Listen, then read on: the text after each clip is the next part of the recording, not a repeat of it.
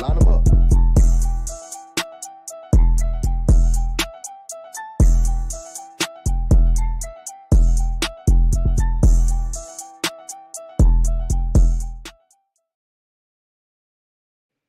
What's up, y'all? We back for another installment of the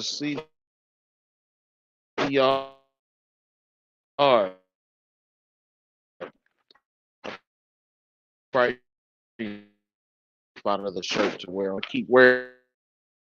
Lose it again. Okay, I think we're having some issues. If we keep having issues, just let me know in chat.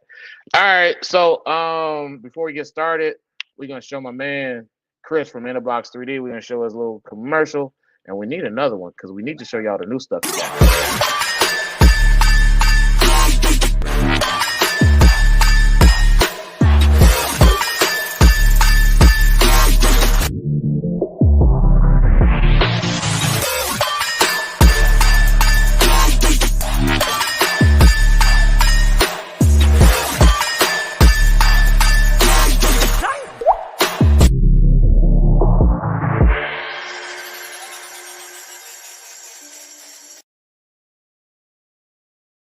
That is my man Chris from Innerbox 3D. Hit him up for all your 3D printed goods for arboreal species. And you can find them on this Etsy shop. Um, but first of all, I want to thank everybody for showing up. We got a great show. We got three Texas legends. We got Matt Morris, Pat, and Sony Ratchet. You've all seen them here before. Shout out to Mike for showing up. Who's the first one in though? We got Trey. What up, Trey? We got Tuck, cousin Dimitri, Ro. I gotta stop putting my big ass hand in front of the camera. Chris. What's up, Quinn Stewart? I know we met, but what's up? We got Delic. Uh, I'm pretty sure I keep pronouncing your name wrong. I'm terrible with names. We got Tuck. We got Salad. Salad, I'm sorry about your power, man. I know this shit's terrible over there. We got cousin Carly. We got Mike. Like I said Mike again. Mike wants to free Keno. We got Glenn. You see Rob versus Patrick on the keeper clash. That's up to Pat, man. That's up to Pat. I know Rob will show up, and I feel like Pat will too, but that's up to them. Um, who else we got? We got Mikey Marsh. But anyway, man, we're glad to be back here another week. Um, and it's wonderful that we get to spend this 2 hours, sometimes 3 hours because it goes long. We get to spend this time just kicking it. We don't got a special formula tonight. I want to hear some Texas. But before we get into that, we're gonna get into Keepers Clash. Oh, not Keepers Clash, but we're gonna get into the MVF deep dive, and we're gonna start off with a post from Matt Morris. Um, Now I'm terrible with this. I'm awful with this. So if you all want to talk shit about me in the comments, go right ahead. But the post was about pedigree. And Matt Morris, come on, Silas, chill out. Don't dump all the toys out, man. Come on. Matt Morris wanted to know what's your opinions about pedigrees. Matt believes pedigrees are important and help with breeding decisions and documenting chondro history, which is true. Some of us terrible about it. Some of us do a really good job about it. Some pedigrees are detailed and long. I've seen them. We got N. Friedman, who says pedigrees allow us to examine the lineage and give us a better idea of what our chances are to obtain the results that we're looking for. Chondro Blast says these things hold knowledge beyond personal conversations, and that's true. We've had older guys, newer guys, and people constantly, they dispute each other about lineage, and sometimes you just, it's best to just see the chart. We had Ken Deal, who was also a Texas legend, who was here for Texas Legends Part One. Um, he's he says that he is challenged with verbal lineage, which is conversations of people telling you things, and he prefers, well, not that necessarily, but the little IDs just on the map. He prefers the picture ones, which the picture ones are nice too. I like seeing those. He says the phenotype versus genotypes are at times are more important. Um, and then the last comment that we're going to talk about is from Dave D. And Dave D says pedigrees show us how likely a snake is to produce snakes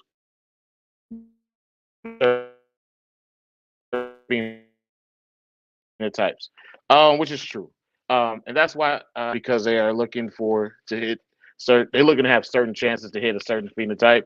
Um, and the pictures and things like that on lineage charts show us the different variations of just a just Beox. If you just look at Beox on lineage charts, you'll see that they have a wide range of variation.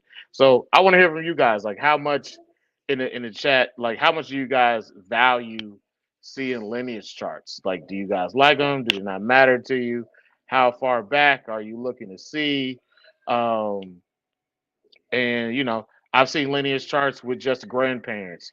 I've seen lineage charts that go back to looks like the 70s.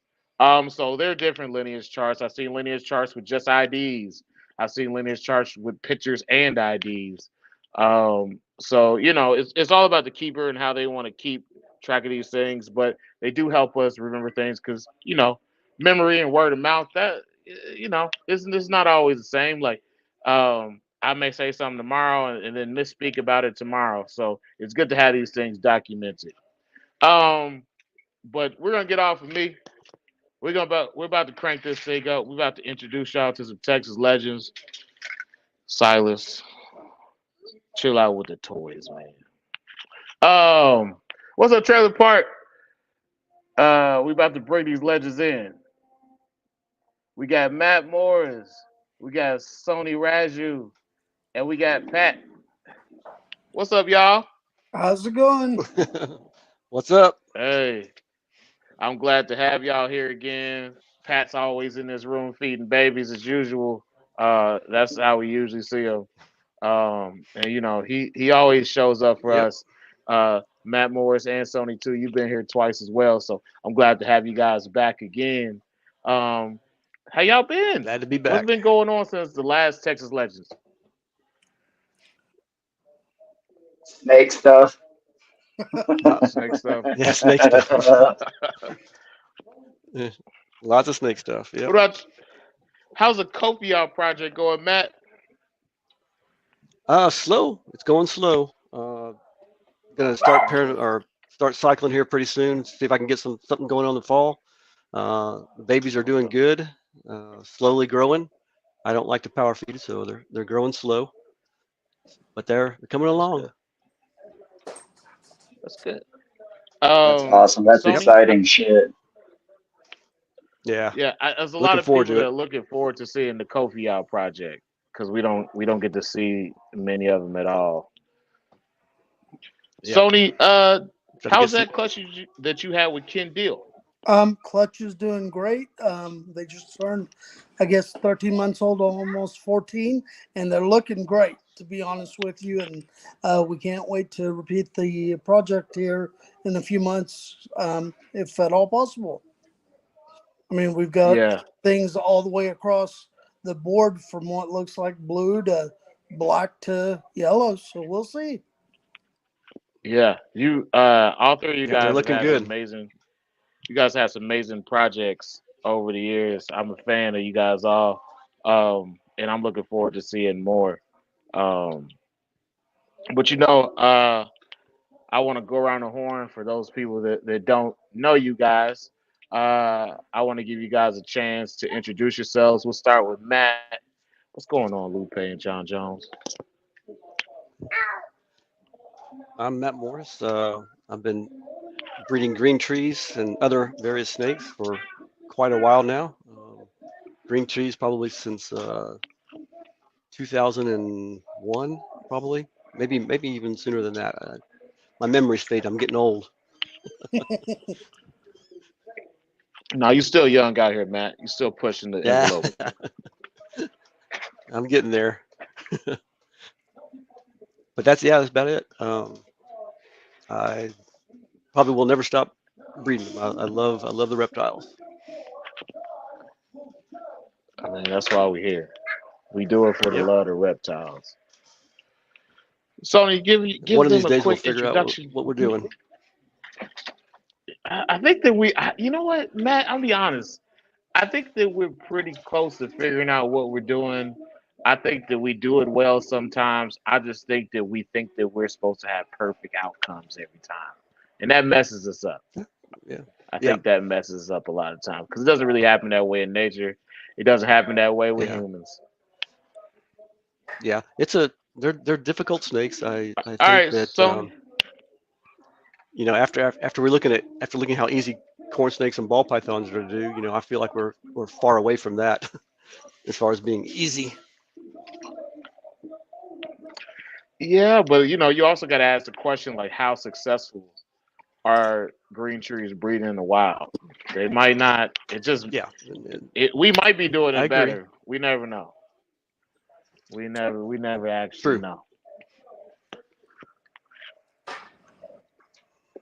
Very true. Sony, you up? Okay, well, I'm Sony Raju. I've kept reptiles pretty much my whole life. Got into chondros at the end of 1998 and have been keeping them off and on since then. Since the last time we've talked, I guess I've been really getting into the Asian rat snakes, and I'm really loving them. It's like everything that I'm liking these days, like to bite. But I guess that's part of the game. And yeah, Yep. I enjoy keeping these chondros. That's that's what it's all about. You're not really gonna avoid getting bit. People ask me all the time, like, "Do your snakes bite you?" I'm just like, "Yeah, yeah, they do. Yeah, it does happen. It's not that big of a deal, but some people they don't understand it. But it's not for everybody to understand. I know people that breed cats, and I can never breed cats, so it's just not for me. Pat, you up? I am Patrick Holmes, and um, lifelong animal lover and snake fanatic. If anybody follows me on Facebook, you know that was my dad's fault. So he was the same way, same affliction. Um, I have kept reptiles my whole life. Um, First time I ever hatched any snake eggs was almost 30 years ago. Started the first time I got chondros was in '98. I've been keeping them nonstop since 2006. And even during my little 5 year hiatus, I still had chondros. I just wasn't keeping them myself. And um, we may touch back on this, probably should a little bit later, but when I started really getting hardcore into the green trees in like '08 and '09, these two gentlemen right here were both huge influence on me, and both of them played a big role in kind of my coming into the community and starting to breed green trees. And I've got lots of stories surrounding all of that, so maybe it's stuff we can get into later. Well, that's how I wanted to start off. I mean, this is the bar. This isn't one of those question by question interviews. I want it to Yeah. be like we sitting around at the bar table. So I want to hear from you guys, like how you guys know each other, like, and you guys go back way back. So I want to hear about that. Some of the big things that you guys have done together, and how you guys have not only influenced each other, but influenced Texas and the rest of the Chondro game. Because I see it from all three of you guys, all over the place. When I look at the MVF and when I hear old stories, I hear you guys' name a lot. So you guys tell me in the world, like, you guys' relationship and how you guys know each other. Y'all can start wherever y'all want to. Yeah. Well, let me start with Pat. I've known him for quite some time now. I mean, I still remember the old days, when me and him first met. I remember What's up, Alex? my first animal I got from him was a hypo Amazon tree boa, and went over to his house behind Parkland. And you know what? I would make quite a few trips there and hanging out. He had cages everywhere. I mean, all over the porch, all over the yard. I mean, I've never seen that many cages in my life. Um, and me and him became friends way back then. When was that, Pat? Do you remember? 2009, most likely. I would say early 2009. Okay, okay. Maybe And maybe '08. okay, I remember it was with you and Josh. Is I mean, I saw y'all together. It was Yeah, that's how it was back then. I hope he's yeah, doing well. Um, he is. good deal. And then Matt, I've known for quite some time now. I don't even know I don't how, either. It's been how so I long. mean how we met. I'm gonna say through Ken, but Ken Yeah, Ram, most yeah, likely. Yep. most likely is how Mr. we. Silky Shirt himself. Yep, you know. And Yep. then I met him first. I mean, in real life at one of those Chondro fests or Chondro Yep. get-togethers at Andrew Amon's place, if I'm not Yep. mistaken. I believe And so. he was breeding alligator lizards at that time, and he'd attach them to his ears and walk around. So yeah, I don't know about that. I got Yeah, I don't. pictures, Matt. I'm not sure when. Yeah, yeah. And I'm not sure when I've met Patrick for the first time. I know we talked for a long time first, but hmm um, Yeah, I think that I don't know that we met in person until like yeah, I know that 2018 or something. yeah, I know that that we had several breeding programs and or sold snakes to each other back and forth. So Yep. that was going on about the same time, Yeah. 2008, 2009. Yeah. Yep. It's been a while. Yeah, Yeah. this is what we want to hear. We want to hear y'all reminisce about how you guys know each other. So And go ahead, man. the first time I actually met Sony was a couple of years before all of this, and it was 2006 or 2007. And this is going to bring up a subject that you were talking about before you brought us on. Sony had a table with Ken at the San Antonio Venomous show, and I always went down to those back then. I may have even been vending that show. I'm not real sure about that, but the first time that I ever saw, I've told this story before, but the first time I ever saw a chondro pedigree, it was a big photo pedigree on a big ass, like on a big board behind Ken and Sony's table because they had done a project together and they had chondro babies out on the table. I want to say there was maybe some like Houston Zoo blood in that clutch or something like that, and some kind of high yellow stuff going on in there. And they had all these like I saw that pedigree with all those pictures in the lineage, and I had never seen anybody do anything like that with snakes before. And I was like, "Fuck, these guys are fucking hardcore with this." And and then I see all these yellow babies and deli cups on the table, and I'm admiring the pedigree, and then I look at the cups, and I'm thinking, man, who in the fuck is going to pay $600 or $700 for a green tree python? And Yep. because they were all over all the other tables for 250. And I'm thinking, man, I can go over here and get one of these wild caught adults, high white Arus and high yellow Beox and stuff for $250. And these guys are over here selling these little yellow worms for $700. They're tripping. And anyways, that was my Yeah, man. introduction to the chondro lineage. Man, I remember Yeah, that man. show, So Pat, when I because first got to meet, go ahead. when I first got to meet Ken and Matt, I saw them at the show in McQueenie, Texas, and like they were Yep. vending, and Ken like had like this stack. He had not a stack, but he had the lineage charts for the snakes, and It might have been the babies that you and him worked on. And I looked at it, I was just like, "Where's the Chondro babies?" And he was just like, "Oh no, I just brought it to show off this pedigree."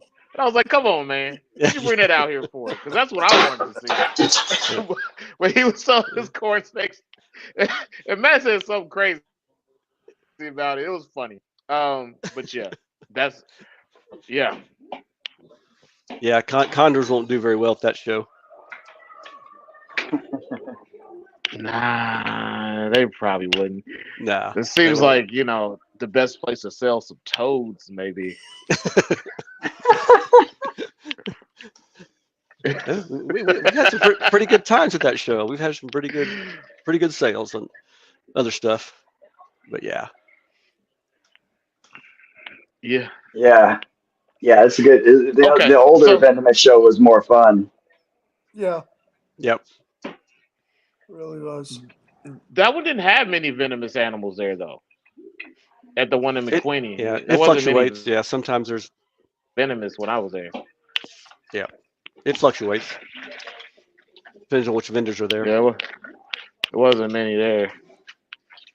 So back in the day, I'm hearing you guys used to meet up with each other and talk to each other. How was Texas, the Texas landscape for chondros, and how were you guys meeting up, communicating with each other, talking to each other, and planning to like work with each other? Because you guys collections are intermingled with each other. Actually, Yeah, at that Well, point, it was, I think, a lot easier because there weren't so many of us. There was literally yeah, maybe five of us tops. yep, yep.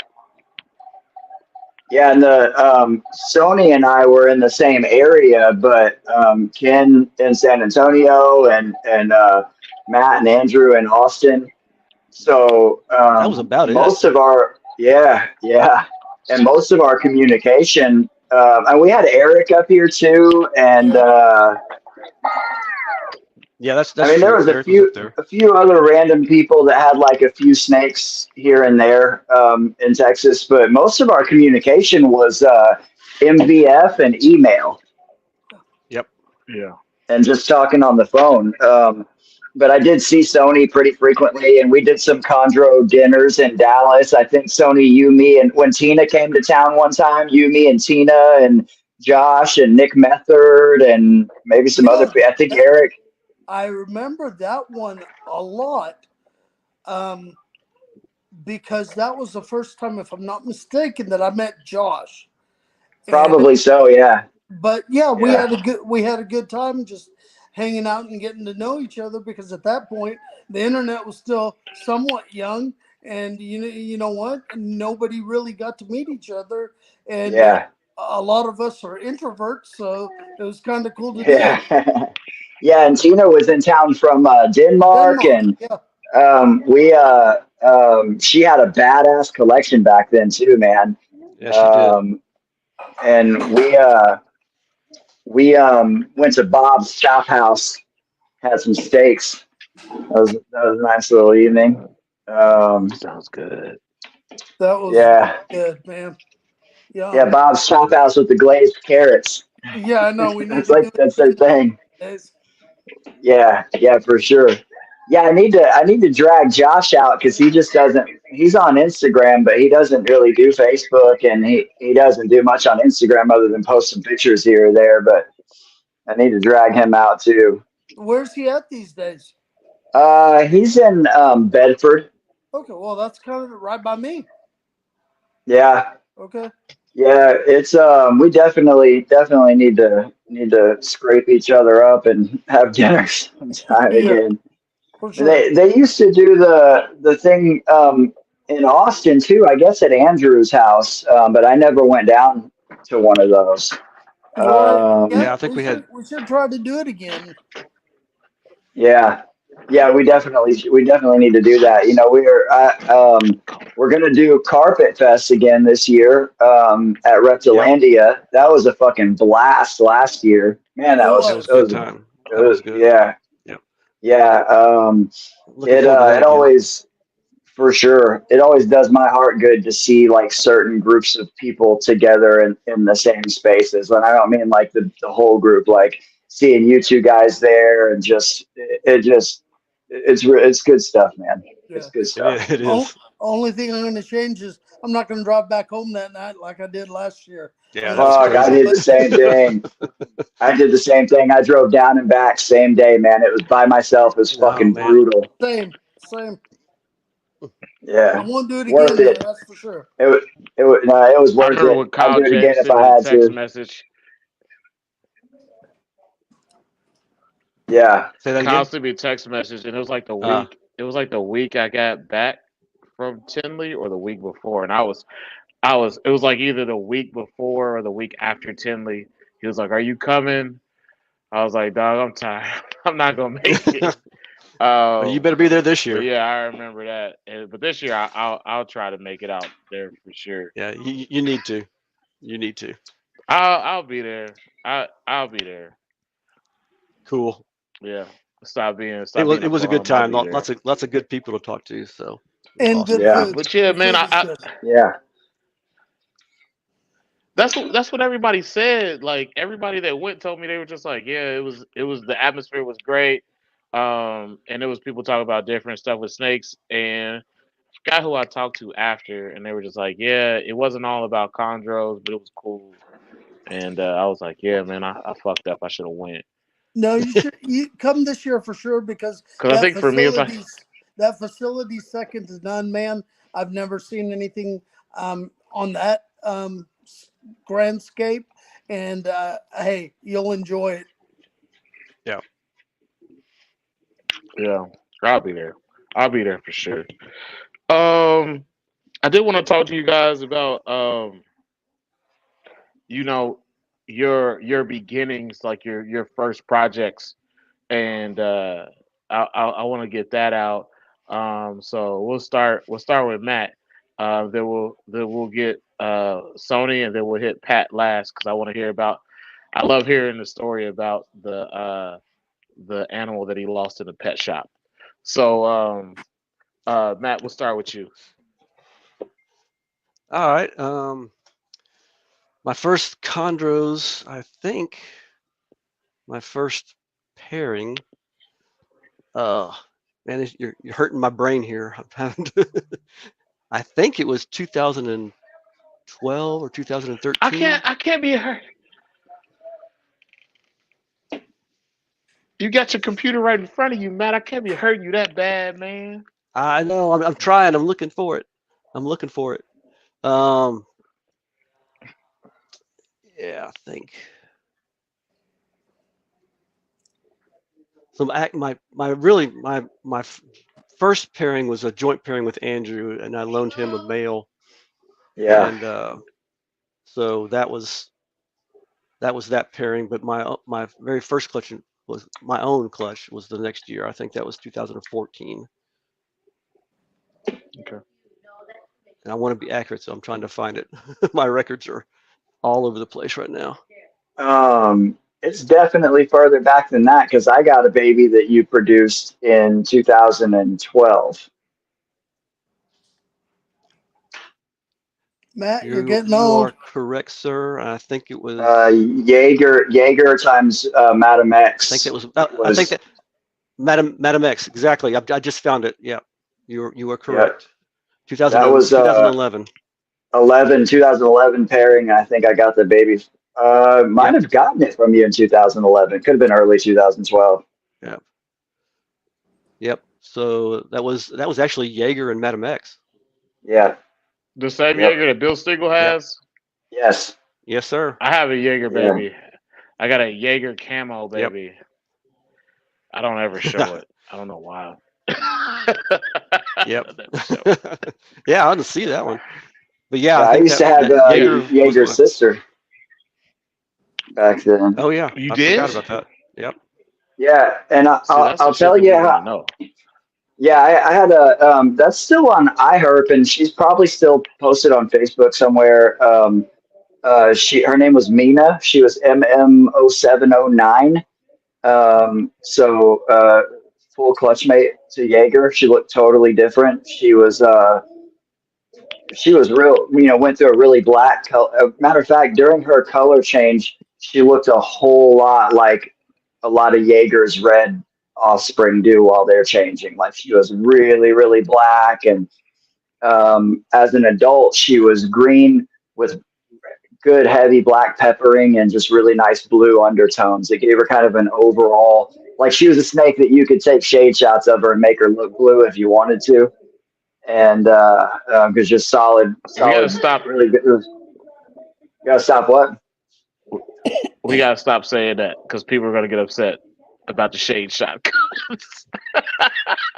Fuck them. People are not gonna want to hear that. Yeah, I Keep going, Pat. I don't mind when they get upset about that. It upsets me when that's all we see. Um, Anyways, it's only one way to take a picture of a snake when We there's a see a whole lot bunch of of it. different ways. You see a lot of it. Yep. So, anyways, yeah, I had a sister Jaeger. She was awesome. And that I'll tell you how much Matt, how he feels about red baby chondros. Um, Matt gave me this is Jaeger times Matamex. Matamex was a like 6 foot yellow Neo pet store score Biak that would Yep. go like powder blue when she bred. She was just solid powder blue when she She bred, was and gorgeous. beautiful animal. And we got a clutch from her too because Matt sent her over to us after her clutch with Jaeger. But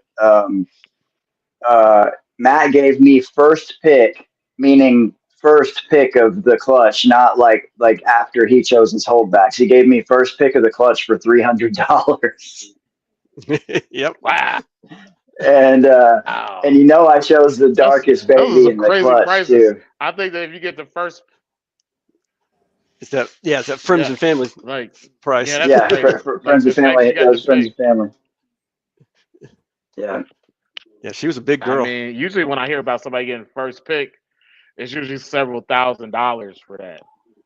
yeah, yep, yeah. And I mean, little did we Yep. know what Jaeger was gonna go on to do as well. Exactly. Um, Yeah.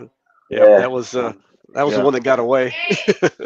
yeah. But Yeah. yeah, Matt, you Yeah, but had I was the changing. I was changing. yeah. I was gonna say you had the joint pairing with I was. Andrew. Was that the um it was one of the Nari clutches. Was it the Palin and Nari clutch or the I can't remember which one that Um. was. Your first or No, the Yoke and Nari those were. Yeah, Yak. I think I Yak. bought Yeah, that's right. I bought him off of Andrew because Andrew was changing Yeah, directions too, and yeah, Yak was a great Wyatt high yellow male um, yeah, with that OS bloodline in there. That was awesome. yeah. Had the sleeper clutch with Nari that threw some Yeah, wild high yeah. yellow shit. With that Maruki, man, that clutch was fantastic. Yeah. Yeah, the first snake that I bought from Matt was a snake that Andrew produced.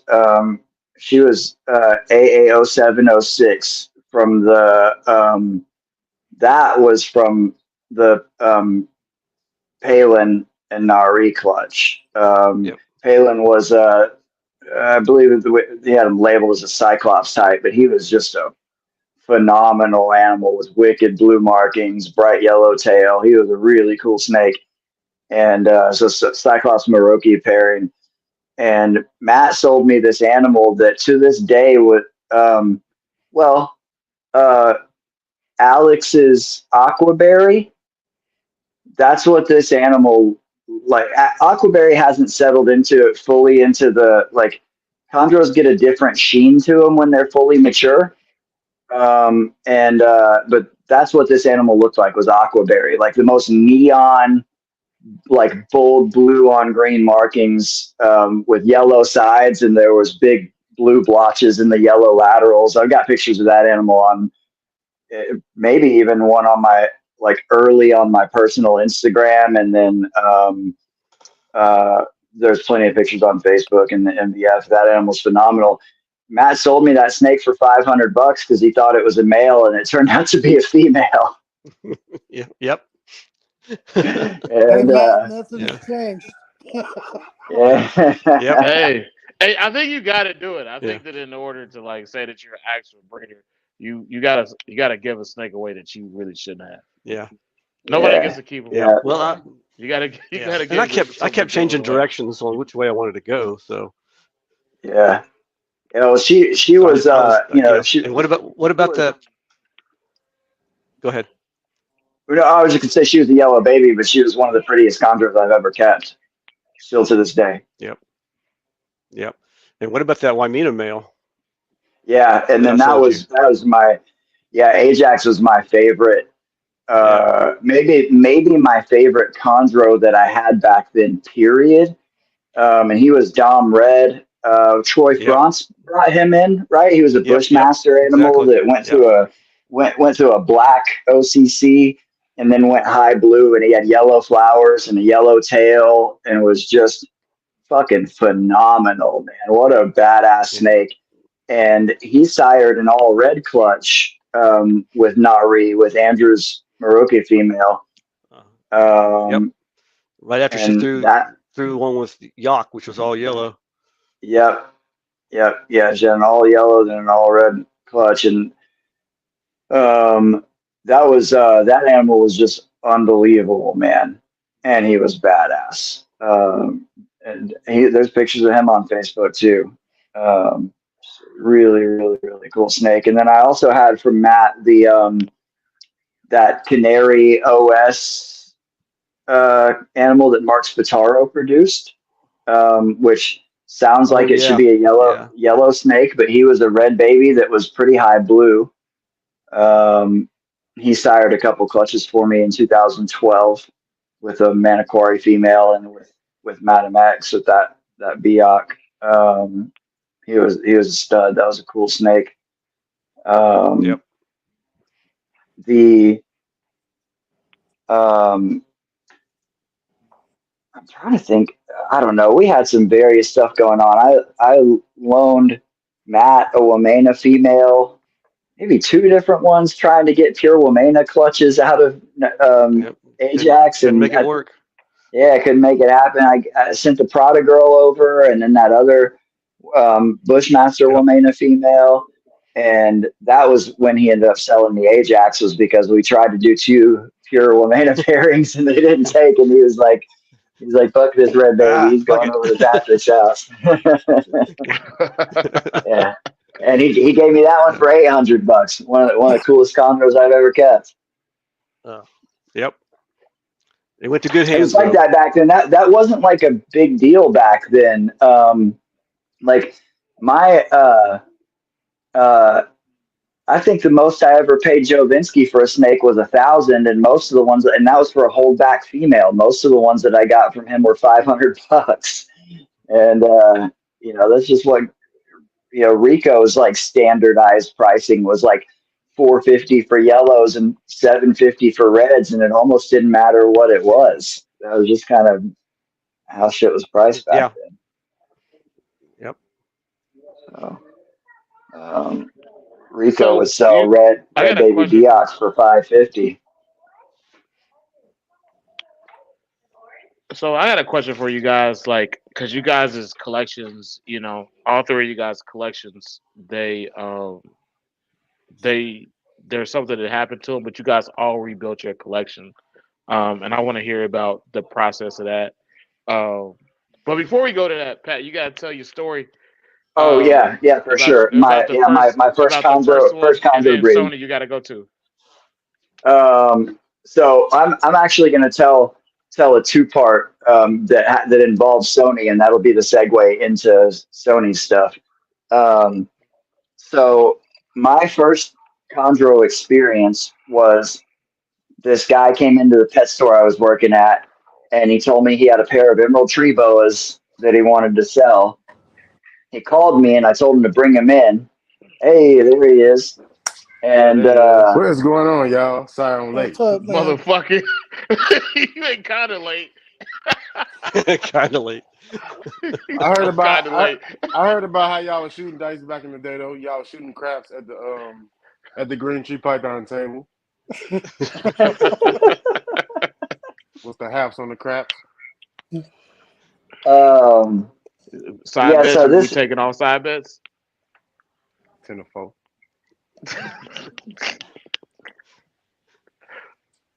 Go we ahead, got Pat. My bad. micro Jordan in the house. I mean, we're gonna say that for later. Are we? I might have to go to bed before all that goes down. I'm not a partier anymore. Um, so this guy comes in with a pillowcase and he opens it up, and both of these snakes come shooting up out of the top of the pillowcase. And it's a pair of really nice looking Aru. They got, the white scales and nice blue markings and yellow on the sides and bellies and just really nice classic Aru. And and at the time, I was actually more into Corrales boas. I was already keeping Amazons. This is in 1998. I was already keeping Amazons, and emeralds were kind of like a dream thing for me. So I was really excited. And then I got to say, I was actually a little disappointed when two green trees jumped out of the bag. And and I told him, I was like, "Oh, these aren't emerald tree boas. These are green tree pythons." And basically was like, tell him that they're not worth as much as he thought they were. And and he was like, "Well, can you give me $150 for the pair?" And I was like, "Yeah, that's cool. That works. Whatever."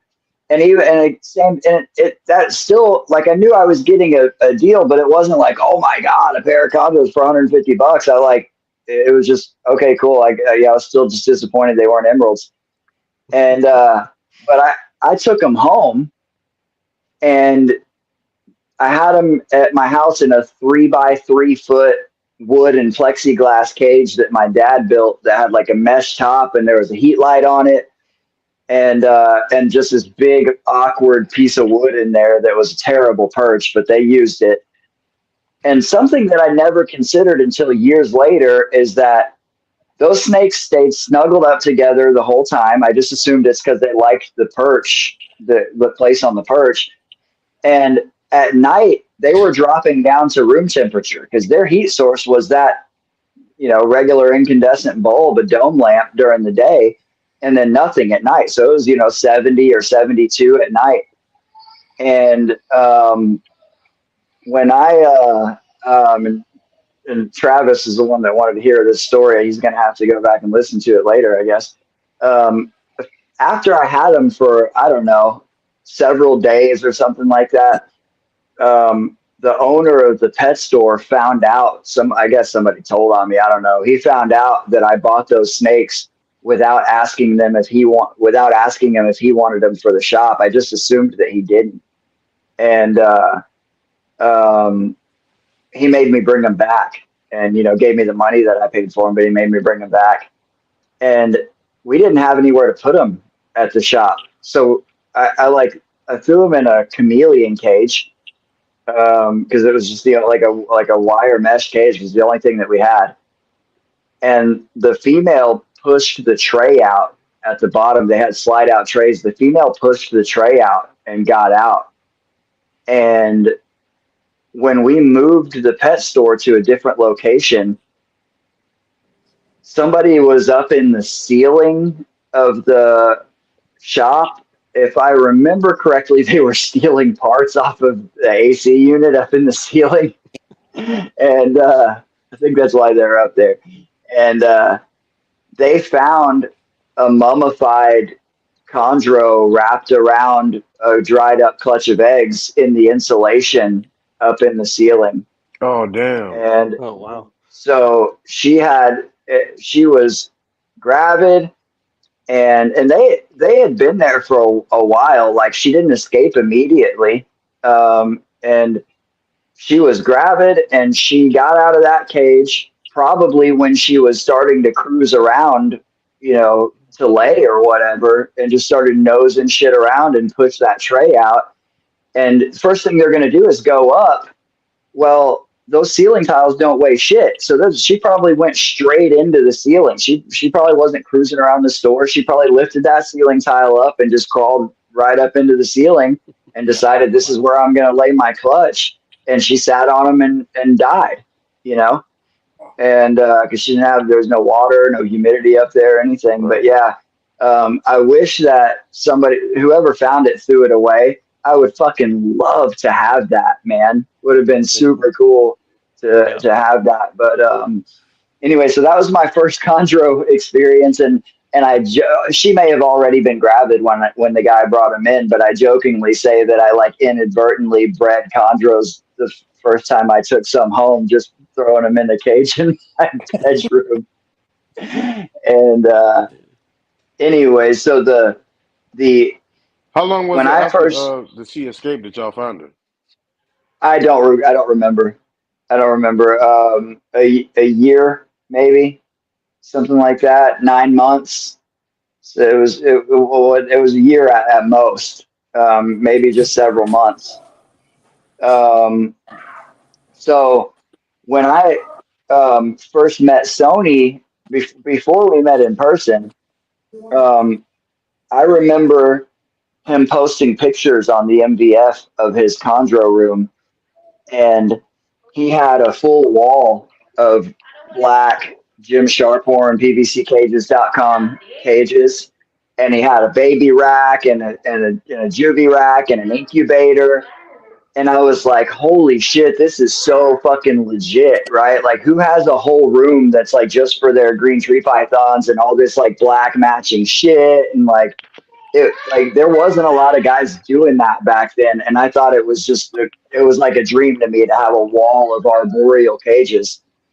And when I did my first chondro pairings in 2009, and I ended up getting a female gravid in 2000 and early 2010, Sony brought me his incubator that he had been using because he didn't have any pairings going on, and just gave it to me to use for my first clutch. And I got 100% hatch rate in that clutch.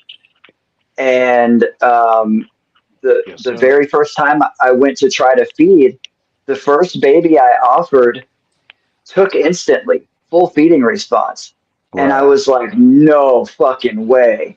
Like, first, one of my first two pairings that I did simultaneously, one of them took no slugs, 12 eggs, 100% hatch. Baby eats, first baby I tried eats I mean, instant, 3 seconds, full wrap, ate it. I was just like, no fucking way that just happened.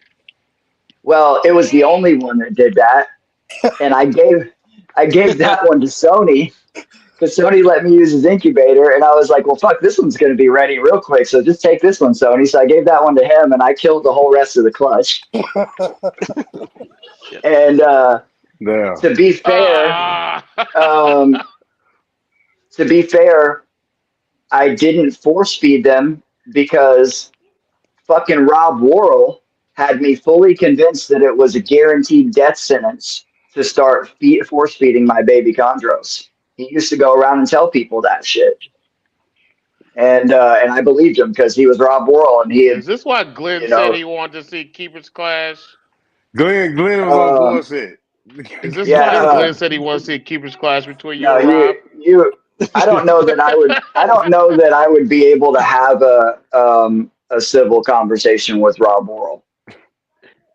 I just don't like. I'm really good at staying calm and having civil He's crazy. conversations and good Glenn said, debates. That's exactly that. You just Told you said it. You Glenn just was on nailed it. bullshit. I knew that. yeah. So Glenn said um, he dissed the dead. the problem with that is that in order to have like a civil conversation and debate, we know this from watching presidential debates. If one of the people is dishonest and delusional, you don't have a whole lot of a conversation to have. So just got to say that. Anyways, I'm gonna stop talking Okay. I shit. mean, I agree with it. Um, so the yeah, I killed the whole rest That's of like that talking about clutch. Ryan World. He said you're gonna see his Adam apple gonna start bulging. And it wasn't just that they all died from they didn't just all die from starvation. I actually had a water quality issue that I think pushed them along a lot faster than what they would have. So a lot of lessons learned there. Anyways, my what I would like to add is that Sony ended up selling me some of those cages that were on his wall back then. And to this very day, I have those cages in the next room over. And to this very day, I have that incubator and it's downstairs and it has chondro eggs in it right this very moment. Hmm. And Yeah. so, yeah, that was my, like I Shut up. say, my segue about my first two breeding experiences. What kind of incubator was that, And Patrick? Is it's that a a it's a 150 quart igloo cooler, and I run three of those now, and that's the only thing that I'll use. It's just that's what it's just what works for me. I like it. I don't like over under setups for chondros. I like to have them all on the same level, so the temperature is stable across that shelf. I'm the And same way. Only coolers. yeah, yeah, and the coolers are specifically designed to maintain a temperature for a very long time. It's literally what they're built for, Yep. and they're really really well insulated, and they're affordable, and it's easy to. You can sit down in an hour and put together a fully functional cooler incubator with all the materials, and it's just like I say, I'm rocking three of them, and they all have eggs in them right now. Some of those are corn snake eggs from corn snakes that I bought from Matt Morris. Um, I'm Yep. super excited to hatch corn snakes. This is totally off subject. I'm gonna shut the fuck up after this. But Matt, how long do your corn snake eggs usually take to hatch? Right around 70 days. Okay, because I'm used to Yeah. colubrid eggs hatching at like 60, 62, 63 days, and that's where my bulls did. And but they Yep. were late on the same day as the first clutch of corns, but they're on like day 65 Yeah, right now. So I have to check, but yeah, 65, 70, right in there. I keep them on the upper shelf of a closet, so I don't even incubate them. yeah, I'm running them cool. They're So 79 at night and 81 yep, during the day, so not yep, real warm. So I was expecting them to go a little longer. yeah. I Anyways, had so my first clutch pip today, as long as my Mexican blacks they pip today too. So awesome, Good shout deal. out to I the awesome. got Good. some Mexican Mexican blacks? blacks too. I got two of them. Yeah. Shout out to you them. got two But Mexican shout out to the blacks. nigga Migos. Hey Matt, hey Matt, your closet, it's a heated closet. No. Nope. Hmm. Okay. Room temperature. It runs about 78 at the top on the top shelf of the closet. So Oh, that's nice. And that's what? where. Yeah, Oh, you just what? Put a humidifier in there? Well, I have an egg. no, They're in an egg box. I do yeah, a Okay. no yeah. substrate. Put your You clothes on. know, have I've them just dry got in mine there. sitting in perlite. You can do that with colubrids, man. Corn snakes and bull Yep. snakes and shit. You can just Yep. you put them But together. They breed immediately. They lay eggs. The eggs are fertile. They fucking hatch. You throw them in a tub with some damp perlite or vermiculite or sphagnum moss or anything. You probably just spit on them and throw them in a tub, and you toss it on a shelf and forget about it for 2 months, and then you get 100% hatch rate. It's Yeah. fucking It's incredible. that's yeah. crazy. No, I got them in the same egg box I We put my got chondro eggs in actually. So, Yeah, yeah. but they're just we in a got to still closet get rather to than an Sony. incubator. Yeah, yeah, Sony for his first breeding experience. Well, Yeah, Sony, we um, got to get to you. actually, the first and second one were with Ken, and not sure how we became the odd couple here, but we've done a lot together. And in 2002, we did a No Diddy. Bokandini to a Houston Zoo, and then in 2003, we did a Bokandini to a Chandro Arusorum. Sunbaked Serpent's high yellow animal. And that Bokandini was probably one of the coolest animals That was I've a ever cool owned. animal. It was brown and yellow. I had never seen an animal look like that, and I still haven't to this day. And it threw some awful babies, though. The babies didn't come out right, and I don't know if it was the male or the female, but I'm assuming it was the male because that was the problem with both of those clutches. But Hmm. it was a pretty animal to look at, and the first one on my own was a Biak to Biak pairing, and both of them were from Rico, and that was in like 2006, maybe.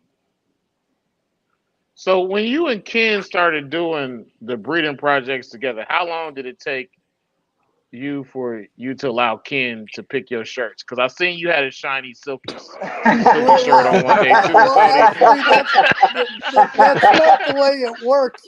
I've been wearing Hawaiian shirts for like 20 years, and my whole closet's full of them. I think he came out.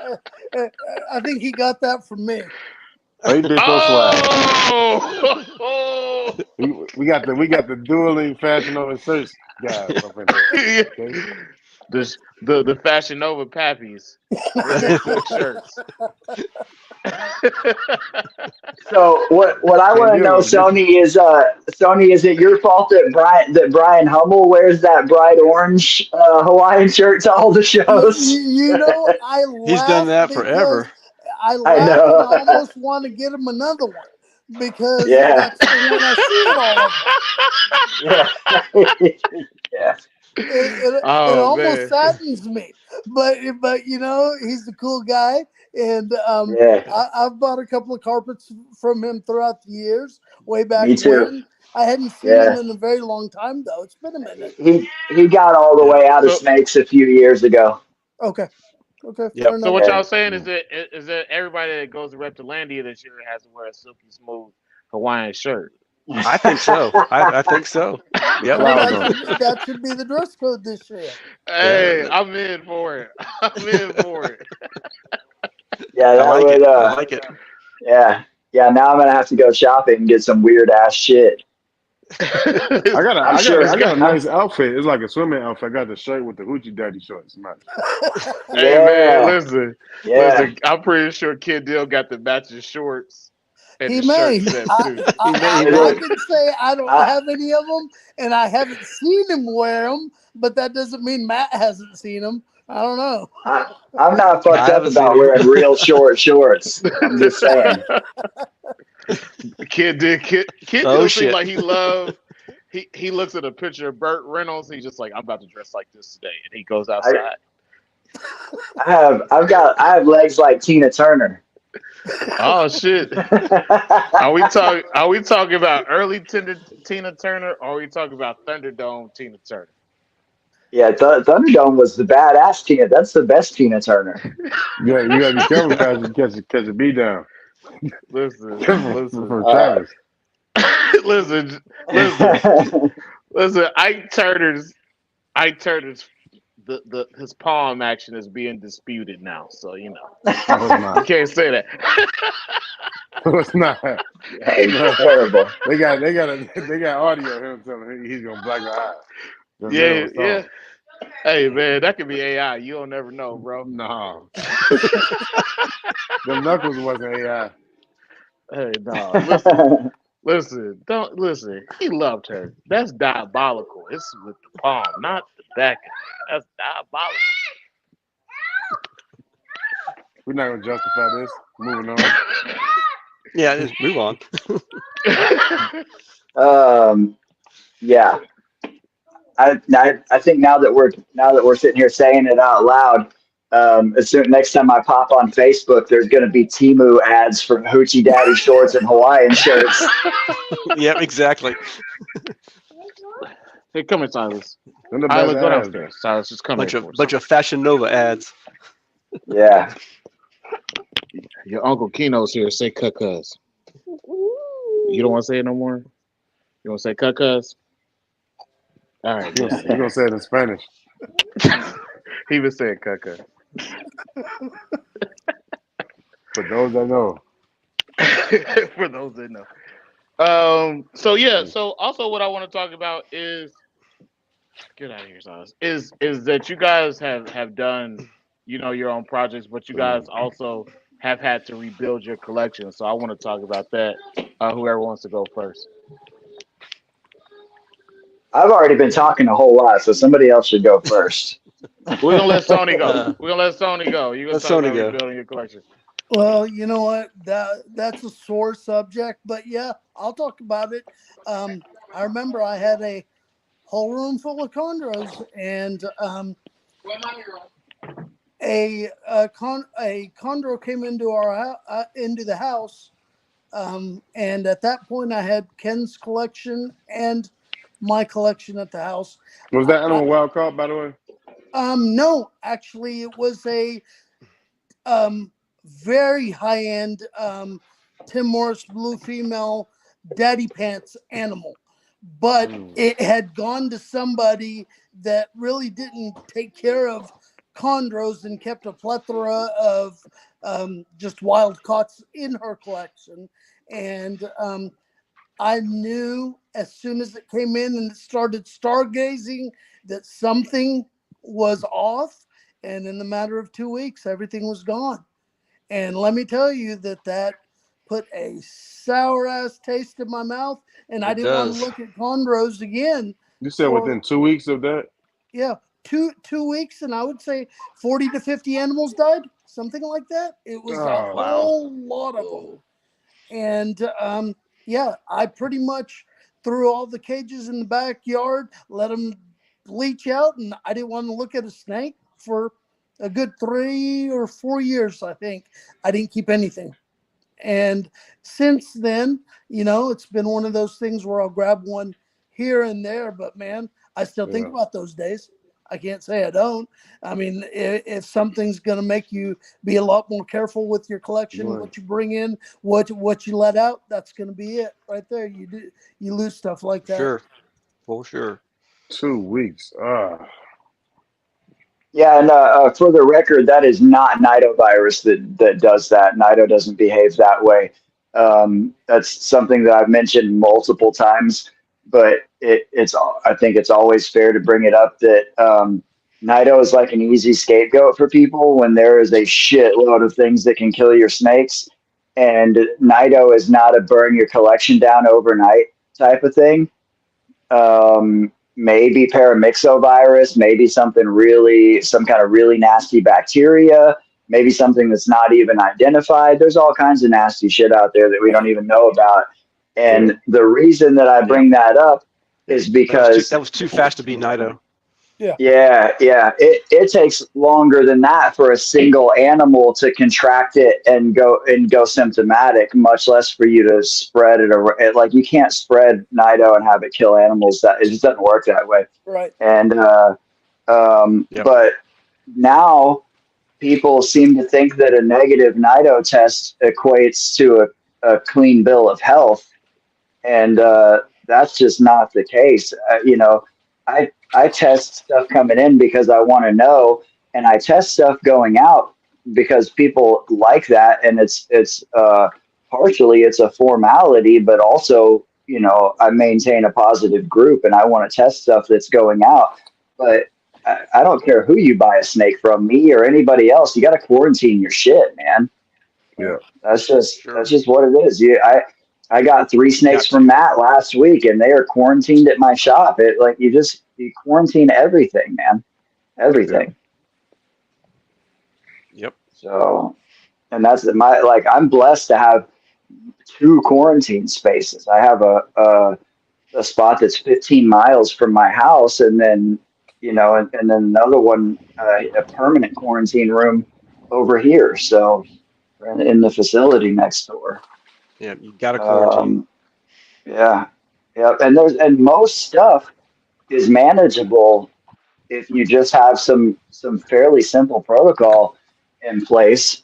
Um, but that being said, there are rare weird things that will just burn all your shit down. I know somebody who earlier this year, or late last year, lost the majority of his chondro collection in a span of about 2 weeks. He brought in one animal that was messed up, and he lost a whole bunch of stuff in about 2 weeks. So Wow.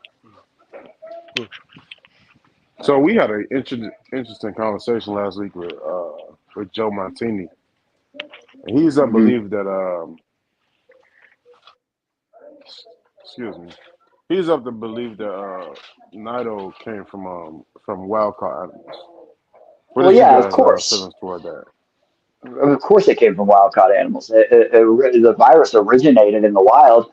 They like there's Nanoviruses are just they're ubiquitous. They're everywhere.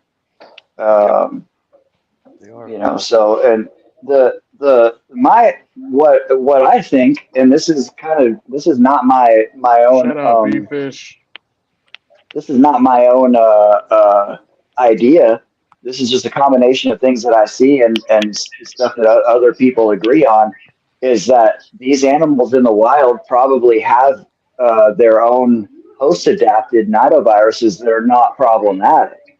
You know, they carry this virus, and you know, viruses are. It's not a symbiotic relationship, but if they wipe out their host immediately, it's not exactly advantageous to the virus either, right? So that Right. Very we true. get Yep. host adapted viruses, and the problem comes when they come into contact with a version of that virus that they are not adapted to. And if you spend any amount of time on fucking Endogram, you'll see pictures of big tubs over there, and these guys are soaking snakes, which, you know, at least they soak the snakes now. That's cool, because Well, there's like you know, 15 to 20 snakes in one tub Yeah, soaking. there's a whole bunch yeah, in that tub. yeah. Yeah. If you Yeah. want to guarantee that you'll spread some shit, throw a bunch That's the of way to do it. animals in water together. Like that's just it's like almost. And but here's the thing, it's not just a tub full of chondros. I have long since lost count of the times that I've seen a tub that's got scrub pythons, white lips, chondros, Multiple like 4 or 5 species. Yep. different python species, all in the same tub of water soaking together. And so, you know, it's great that they're soaking the snakes and getting them hydrated now, because we used to get, you know, animals that probably hadn't had a drink since they were in the jungle 6 months before. And you know, now if they would just take the time to soak them individually and house them individually, we'd probably have less illnesses coming in from the wild too. But That reminds me. That reminds me of the first time I had to go to a Halloween party that wasn't with all black people, and they made me buy for apples. Whoa. Whoa, don't tell nobody that again, bro. Bro, it was gross, bro. Like it was gross. Don't tell nobody that again. Use Bible for apples, bro. Don't do that. Don't ever wow, say that again, dog. It's that is real. pretty. That's pretty gross, dude. It's But fucking but gross. the but but the proliferation of Python nidovirus in captivity happens in captivity. Like it's not, we can't blame it on the wild or blame it on the farms. People's collections are getting infected with nidovirus because people sell sick animals, people don't quarantine, people have sick animals unknowingly and then run through and touch every single snake's water bowl with the same bare hand all in a row. Use the same set Feed of feeding food items. tongs. Yep. Yep. Feed the one snake drops it and they feed it to the next one. I've done Yep. that shit That's plenty of times. I used to do all the things that I'm saying are all things that I used to do. So, Yep. Exactly. That's how I spread it through my but collection. yeah, but I do none of that shit now. Right. Yeah. So All the protocols have changed for sure. yeah, Yeah. yep, Yep. yeah. But I need to go back and listen to the Joe Montini episode. I only caught part of it. I'm sure that was entertaining. Yeah, it Yeah. was good. It was good talking to Joe Montini, man. That was our We really first do interview enjoy. that we did from hell. We Joe enjoy is talking to a the old unique guys, man. individual. He is a unique individual. Listen, man, Joe. Listen, Joe is not the individual y'all think. Like y'all be thinking, like Joe is like Dennis Rodman that you saw like in The Last Dance.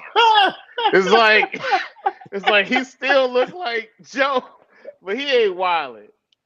It's like Last Joe, I Dance, didn't say Joe. that, Joe. For the record, I didn't say that. Joe sent me a meme today, man. But he's still Joe, man, but he's not Yep. Yeah. MVF Joe. Okay. What up, No. Bill Stigl? Hey, you can hop in here if you want to. What's up, Bill? But Yeah, I yeah, think Yeah. man. Brian just made this comment about mites coming from the wild. I actually saw somebody last year comment that mites don't exist in the wild, and I'm like, where the fuck do you think they came from? Have we created them in a laboratory or That's something? Yeah. ridiculous. Yeah, Uh, man. and here's the thing: as far as I can tell, mites come from Indonesia Uh, because while I see animals from all over the world that have mites, I don't recall ever seeing mites on directly imported shipments that did not come from Indonesia. So I don't so recall what about ever. what about like Aspen and Revy chip? Nope. That don't come from. That's I that's I've got nonsense. none of my The African only, the only animals way, have come. yeah. The only way you can get mites from bedding is if those bags of bedding Yeah.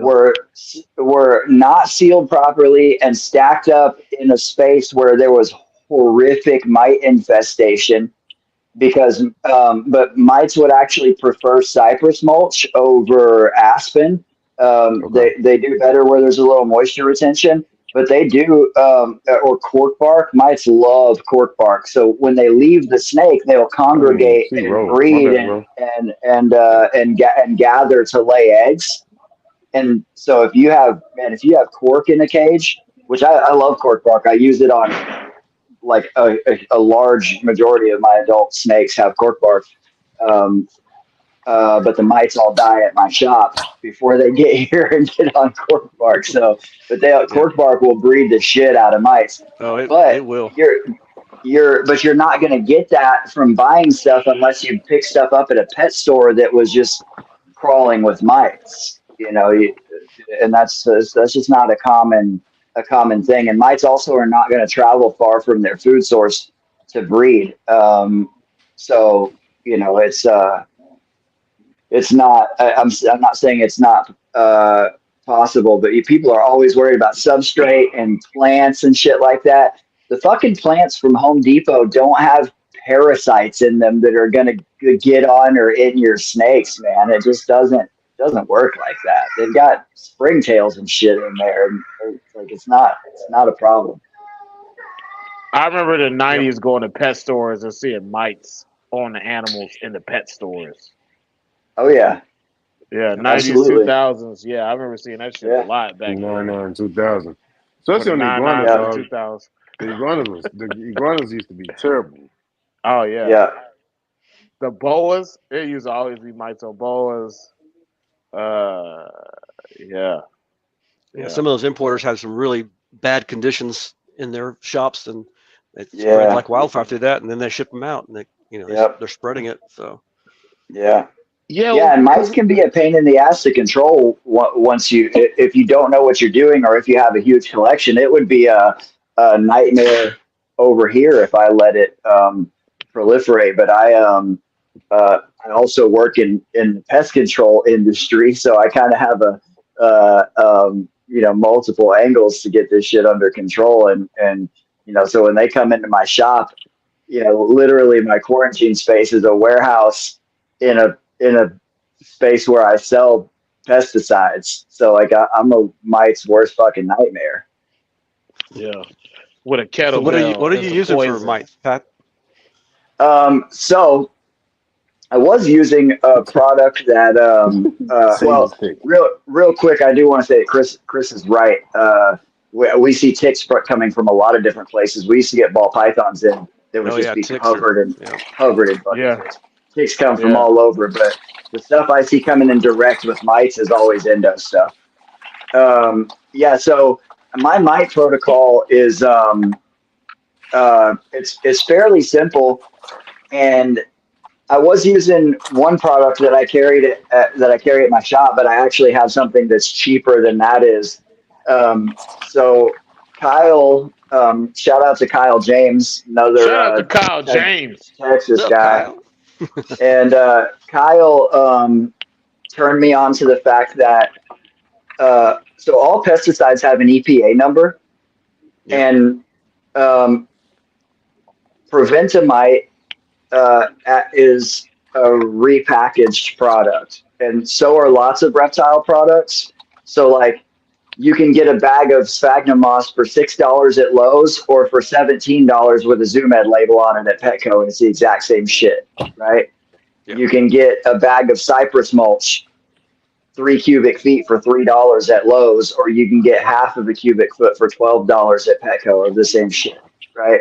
Right. Right. For Venomite, Hey, shout out there's to a product Lowe's. that Shout out to at Lowe's. That's where I get my sphagnum moss from. It's super cheap. yeah, me too. Yeah, that's where they got that the Better Grow sphagnum at Lowe's. Although I prefer the cypress from Home Depot over Lowe's, but anyways, there's a product that you can get at Walmart that is a permethrin aerosol in a big ass can. It's $10 for a huge aerosol can, and it has the same EPA number as Preventimide. It's the same Right. product with a different label, and it costs $9.98 at Walmart. So, first level quarantine for every snake that comes in, I spray I use the white paper towels with Yeah, that, it is. and Right. I let it Yeah, dry, Chris, yeah. and I put it into the smallest tub that I can fit that snake into. So usually, like anywhere from a deli to a 6 or maybe a 15 quart tub if it's a bigger snake. But most of the snakes that I keep can fit into a 6 quart tub. And once that paper is dry, I put it into the tub. I put the snake on it. That's not going to kill all the mites on the snake, but it will show me that there are mites on the snake because there will Yep. be dead ones on that paper towel.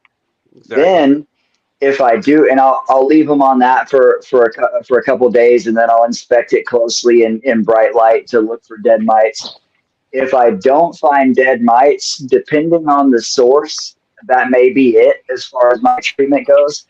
But if I do find dead mites, depends on how bad they are and what kind of condition the snake is in. But I will bare minimum soak them in water for about an hour and then add permethrin concentrate, 10% permethrin concentrate to the water and Really? stir it up and let them soak in diluted permethrin for about 15 minutes.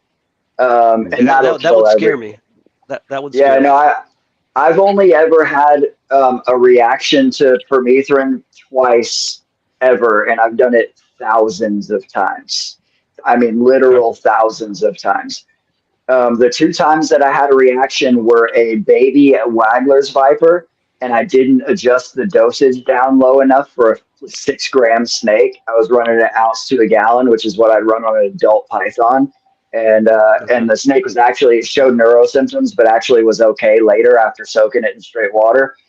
And then recently, I actually fucked up using a higher grade aerosol, and it was a small colubrid, and I folded up a paper in too small of a deli cup, so the dosage was higher, but that wasn't the problem. The snake urinated and got it wet, and so all that and was sitting in an area that was really warm, so it vaporized that pesticide and put it into the air, and it killed the snake. It was a baby colubrid, and that's the only time I've ever lost an animal like that, and that was my fault for putting it in too small of a container without enough ventilation, and then not checking on it because it peed so much in there that they have to stay 100% dry.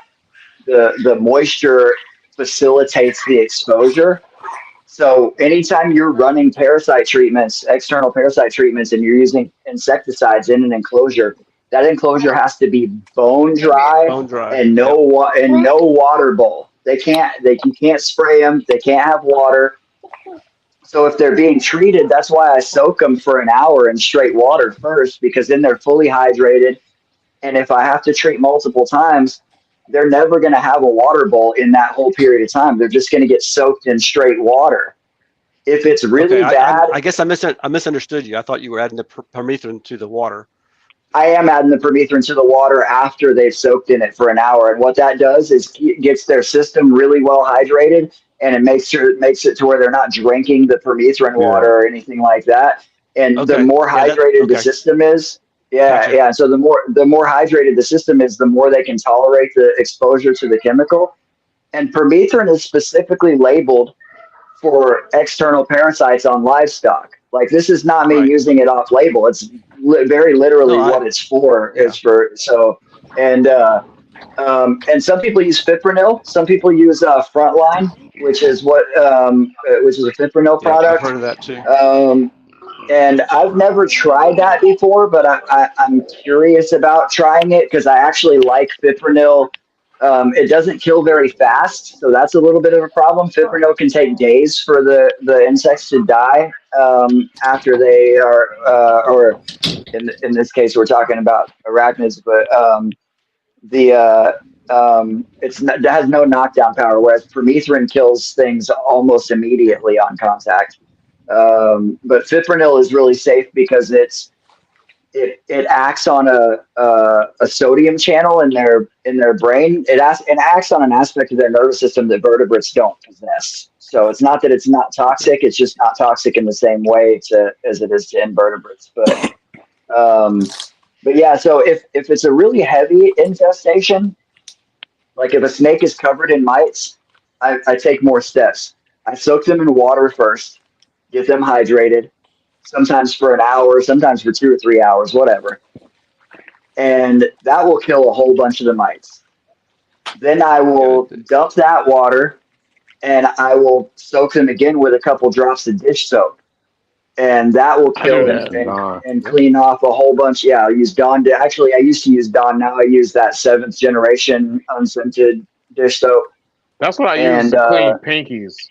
I do the same thing. Yeah, I I use use Yeah. it that Yeah. too. for Yeah. pinkies. Yeah, Yeah. and I use it to clean. That's what I use it as a hand soap. I use it to clean cages. I have the big jugs of the refills. I have like six of those things. I use a ton of dish soap.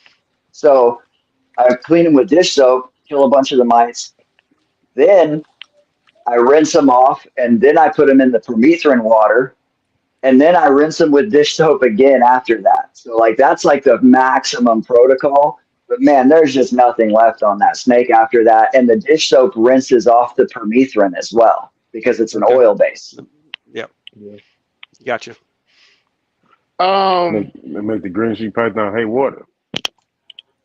it's Yeah, it's it's well, it's, it's the Pat Spot treatment over there. Yep. well. And one other thing that's really important though that I do in my shop and at home. Only at home if I suspect that something made it to my house. I've had like one time in the last few years where I had some mites get here and I was able to isolate it, and I still can't figure out how. I honestly think they came in on my shoes from a pet store that I was in. That's the only I like went over everything, but I They spray start wearing Jordans. concentrate shit. I spray concentrated insecticides on the floor in my quarantine space around Yep. every single rack and across every door threshold and along the baseboards. So even if something does get off of one snake to another, it will never leave that rack or that stack of cages because there's an insecticide presence on the floor. That's just general pest control. It's just called a perimeter treatment. Yep. I do the same thing. I have a service called EnviroGuard. I do none of that. I do absolutely none of it on my own. What I really want to talk about is like the rebuilding of collections, like and where you Oh yeah. started from and Yeah. what you chose, and Sony, Yeah. I want to hear you like when you came back into it. What were you saying? This is where I got to start at. This is what I got to get to the point where you at right now. Okay, well, when I first got in at the very beginning, I didn't have a rhyme or a reason, or I just bought things. Yep. I Hmm. mean, if it looked pretty, I got it. But this That's how time you get around, herpes. I'm going more for the for the. I like the high yellows for sure. That's always been something I really like, and of course, the blues are always there, and it's something that we all want. But I I want to make something yellow with black mite scales. I mean, plain and simple. And I'm trying to figure that out. I'm sure it's going to take a little while, and but that's my thought process here. And high yellow bloodlines mixed with black and blue, and at least keep them for a year or so, and then figure out what you're going to keep, but never let anything out as a baby. Until they start changing, and then that way you're out less money, and you also have trade potential as well. But Yeah. yeah, yellow and black is where I'm trying to go. Okay, I like that. Steelers. What about you, Shout Matt? out to the black people. Um, yeah, I was kind of along the same lines as Sony as far as uh, the way it happened. With the black Although mine people? wasn't Nido's. No, no, no. Uh, I got an animal in uh, from another person, and it was all downhill from there. It did not happen as fast as Sony's. It took several, I guess, almost a year and a half for everything to work its way through. Um, it was really depressing, to say the least. I had 10 years of putting this Oh collection together. man, Focusing on high yellow stuff, some awesome bloodlines, and it was gone within a yeah. year and a half. So 90% of it. I had a few animals that were um, mostly males. The females, to me, I noticed they seemed to when they were stressed out, like during breeding season or pre-breeding season, the stress would leave them more susceptible to the nido taking over, and Mhm. that's usually when I lost them, or when they were gravid. I had one that got gravid and she passed during that. Um, I was able to send out one of my animals to be part of the I don't know if it was the first round of tests going to the University in Colorado via Fishhead Labs when they were doing all that Shout out testing to on it. Dr. Fogelson. Yes, they were great about helping me out with that. We got that animal sent to the university, and they did some tests on it, and it was Nido, and they were able to add that to their study. So I guess I helped in some way. Yeah, you did. How you So mean? So you mean to uh, tell me that like it wasn't a money grab? You didn't think it was a money grab? not at the time, no. Oh, So okay. it's like I was going through it for real. I wasn't Yeah, just sitting in my ivory tower at Chondro and said, yeah. that's just for peasant keeper disease. Yeah. So I ended up having about I don't know. I think I had two or three males that were asymptomatic, and my Aru female who never got anything for some reason. Um, I still have her, and I think I may have one. No, I don't have any males left. I sent two males up to Mark Heger Mhm. up there. Shout out to Marky Mark. Sent him one of my high yellow Sundance male Shout out to that Mark was Hill. just Sundance. gorgeous. Yeah. And so that's where they went, and I think they have since passed away. But then I Sundance started did pass rebuilding. away. Do you remember? Were you guys able to get something out of Sundance? I don't think so. I think he, Oh, he, he tried several times, but nothing happened. Yeah. I did get. I've got one. I got something out of him to that Aru female that I still have. Yeah. Mhm. I've got Yeah. a high yellow male that hopefully will go next year. He got some kind of little respiratory problem in last season, and that's over with now. So hopefully he'll go this year. But that's the only did he get only that? one. Did he get that during breeding season or just Yeah, random? yeah. Oh, I don't. It just came out of the blue, really. It was during breeding season, but yeah, it was good when things started getting cooler around here. Uh, October, November is when it yeah. popped up. So, um, but yeah, he's hopefully he'll produce something. He's not as yellow as Sundance, but I like him. Nice high yellow. So that was real bad. I just wanted to clean my hands of chondros, but I still had a couple. So I decided to not put all my eggs in one basket, and I started getting I got some tree boas. I got some Solomon Island tree boas, some a really cool Candoya species that I really enjoyed, but they ended up being very problematic once I had babies from them. They were harder than chondros and harder than gray bands, and Yeah. They're a pain in for the whatever ass. reason, they were a pain in the ass. And then I started kind of going the Kluber route. I got into some gray bands.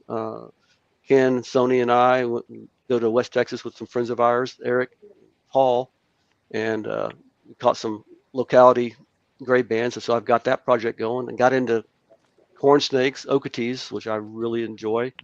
Um, got into Amazon tree boas a little bit, Mexican black king snakes. So the colubrids were they were a lot easier and they weren't as much of a headache. Um, got back into those and enjoyed the hell out of that, and slowly worked my way back into getting into chondros. So, Can I ask but y'all a it was, question? yeah. Hey man, when y'all went out to West Texas, did y'all ever hang out in Big Springs, most specifically at Denny's with the fat girls? Not that I remember. Travis, Okay. Travis reminiscing. Travis reminiscing. That's all. All right, man. Act like you didn't hear me ask you that. But anyway, that's Travis at your kind of my local story. Perkins So, with Tiger Woods.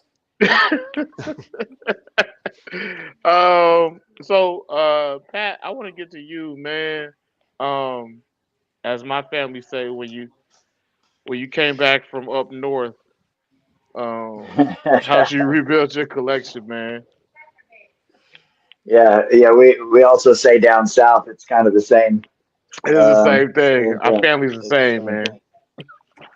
Yeah. So Cuz. in uh, I won't like I've talked about some of this stuff in other podcasts, and I won't spend too much time on it as far as what happened. But um, in 2012, um, I got my door kicked in by the feds for drug charges, and all my animals got confiscated, and the various organizations that are involved around a lot of that stuff don't actually care about the animals that they're confiscating, Cause he and was getting the Jeezy on. so I don't know what that means. He was the white Um, Jeezy. who the fuck is Jeezy? You know I about don't Lil know. Jeezy? Jeezy No, the snowman. Jeezy the no. snowman. Oh yeah, but I Come was on, Pat. Come on, man. Dang. I don't look. I listen to heavy metal. I don't know all the rappers. And if they weren't like popular in the '90s, I don't know who they are. Um, but yeah, I was doing a little bit of that and a lot of other things. Where's the eclectic? So Need to be eclectic. and Man. um, anyways, so everything at my house got confiscated. I had Just the ice about cream man. I think I had about I don't know uh, 60 or 70 chondros, You talking maybe about 70 Is chondros. Patrick a relative of Slim Jesus? Oh, we had that Uh, conversation before. He's like Slim Jesus' uncle. Pat, you do kind of look like Slim Jesus. I don't You even know do. who that is either. We looked it up. Remember we looked it up that one Oh, that episode? guy? Yeah, Yeah, your yeah, Like nephew. that's your little nephew we or did look something. that up. Yeah, All right, yeah. let Pat talk, man. Um, we ended up getting back some of the animals, but the organization that got a hold of the animals was like keeping stuff outside in a shed and all kinds of like there was some bad shit that went down Yeah, after they got not well taken care confiscated. of. The very first thing that happened is they put them all in a truck in front of my house, and it was 95 degrees that day in July, you know, and Damn. or June is June 28th, and um, so who knows how much of it even survived that. They I had a fresh hatched clutch of babies in the incubator, and they I hadn't even pulled them out of the incubator yet, and they're just all in their hatch box. And the only reason some of those survived is because they took my whole incubator. I was pissed Yeah, they took the they was incubator, but sweet though. grateful that they took it to throw through the whole thing in the trucks. That's the only thing that kept the babies from cooking. We got back my Brettles pythons and a few chondros and a few other things. It took a group effort to make that happen. My friend of mine who owns the Animal World Zoo in New Braunfels flew in from Florida to pick up some of my stuff for me, and we had a lot of people trying really hard to track down animals. But it turns out that the people who were the rescue were actually just selling my snakes. Yep. And one animal that belonged to Justin Gentry, Hazard, we retrieved her like a year and a half after the fact, because somebody brought her into Reptarium trying to sell her, and he was one of the fucking Dallas animal control agents that was there at my house. So these people literally just stole my animals and were keeping them and selling them, and it's exactly what happened because. Um, SPCA is not as bad, but PETA and the Humane Society don't care about your fucking pets. They don't want you to have pets. Those are evil organizations that use good-hearted people to make money. That's what they are. Fuck To go PETA around and and throw the paint on Humane people. Society. I knew that Yeah. there was So something wrong with like the ASPCA and Humane Society just from the commercial, especially the one with the Sarah McLachlan commercial. And it's just like, hey, we have this dog that we just shoved through a buzzsaw. Do you want to give money to keep it alive? Just like, what's wrong with y'all over there? These animals, they're not gonna make it. You don't need my money. I'm gonna walk downstairs and grab a charger while I'm talking. But yeah, so like I said, we got back some stuff, and Josh kept, and one of the biggest problems there is I had a bunch of animals on breeding loan. Not a bunch, but several animals on breeding loan at that time, and that hurts even worse because it's somebody else's Right. animal, you know, and the so I was gone for 5 years, and when I and Josh kept a bunch of stuff for me, but Josh had a big die off at one point, and I know for a fact, as much of a fact as I can know without testing, that I had several animals that had Nido over there before I'm gonna everything use got that. He said, "I confiscated. know for a fact, as much of a fact as I know." As, I as, like that. as much as much of a fact as I can know I'll be without back. I can testing them, still. I know I had Nido. I And like that, Patrick. I'm gonna use that. yeah, well, it's I'm not going to go on a tangent about things people call facts. Anyways, I had animals dying from Nido from symptoms that line up with nidovirus before anybody knew that's what it was. And so I think, like one of the animals that we got that by the time we got her back, she was dead. She was perfectly healthy a couple weeks before, and I think she just went symptomatic from from all that stress. But anyways, Josh lost a bunch of stuff all in a fairly short period of time. So when I got out of prison, I had my Prada Wamena female, and I don't know, my Brettles pythons, maybe a couple other things. And the first thing that I did before I started rebuilding a collection was I paid off all my fucking debts or got deals worked out or whatever. I owed Matt money. I owed several people money for like payment plans and stuff that I was paying off, and I owed people for animals that got taken from me. And so once I felt like I had everybody happy on that front, then I started buying snakes again. And Matt actually sent me and Josh a couple of Aru females, and I had other friends just giving me snakes to help me rebuild my collection, and I just slowly started. I got a few adult chondros and a couple of venomous things, and like my buddy Thomas Eimermacher, he was somebody I bought some of my first. I got my first Kofi out from him and my first Womenas from him. Um, Thomas gave me some purple spot vipers and a couple of Guyana boas and some mottled rock rattlesnakes. And then he sold me 3 adult female chondros for $500 a piece. One of those was the Sorong female was the mother of the 2019 clutch with the Sorong Arfok male. So that one, getting her from him was a big deal because that clutch was a big deal to me. And I was living with my brother at the time and had very minimal bills, and I wasn't making a lot of money, but I used any extra money that I had just to buy new chondros and a few other things. And then once I started hatching out clutches, I got out in 2017.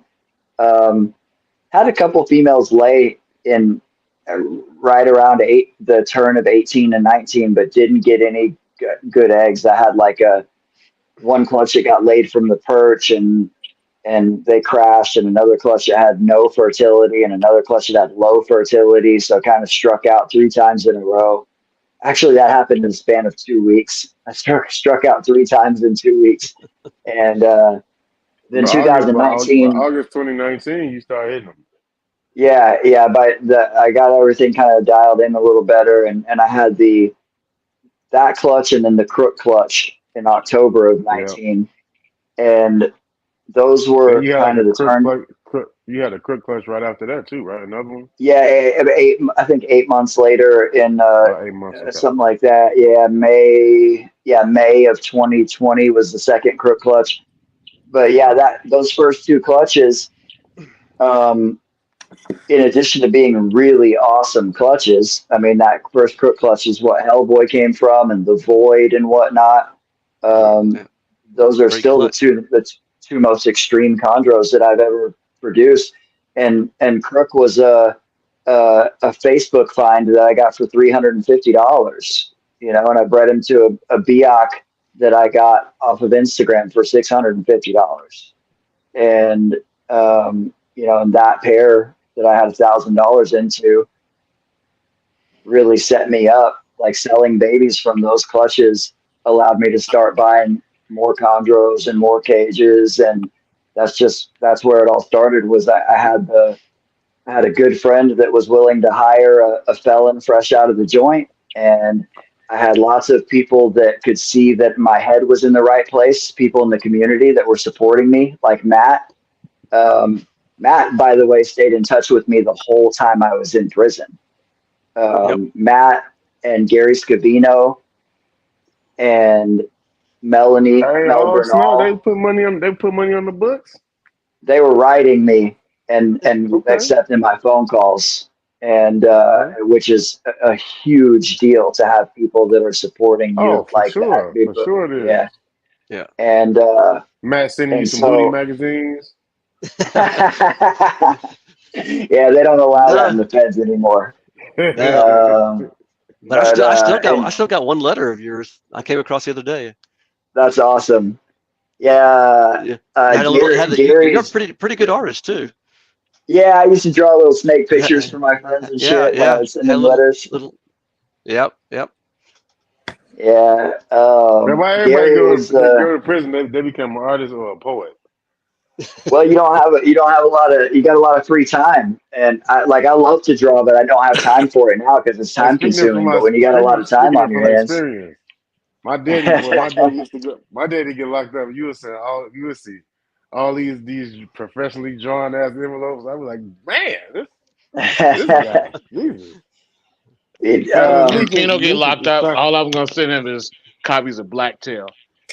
Hey, just be my Matt Morris, man. Send me the booty magazine. Send you the Blacktail? Yeah, surely there's like a micro version of that you can send him.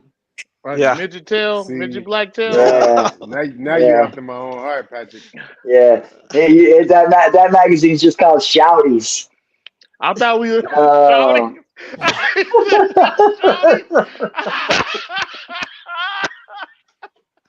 Speaking of, we didn't talk about midgets today, man. I'm not the only one. Right. You know what? Never mind. We're not gonna do that. Let's keep it on. No, Let's keep the show on yeah, the tracks. yeah, let's do. Gary was actually the one that told me that Rico was passing. Gary wrote me a letter, and he said you need to call Rico. And I had been on. Rico was accepting my calls too. And But he told me, he said I'm not gonna.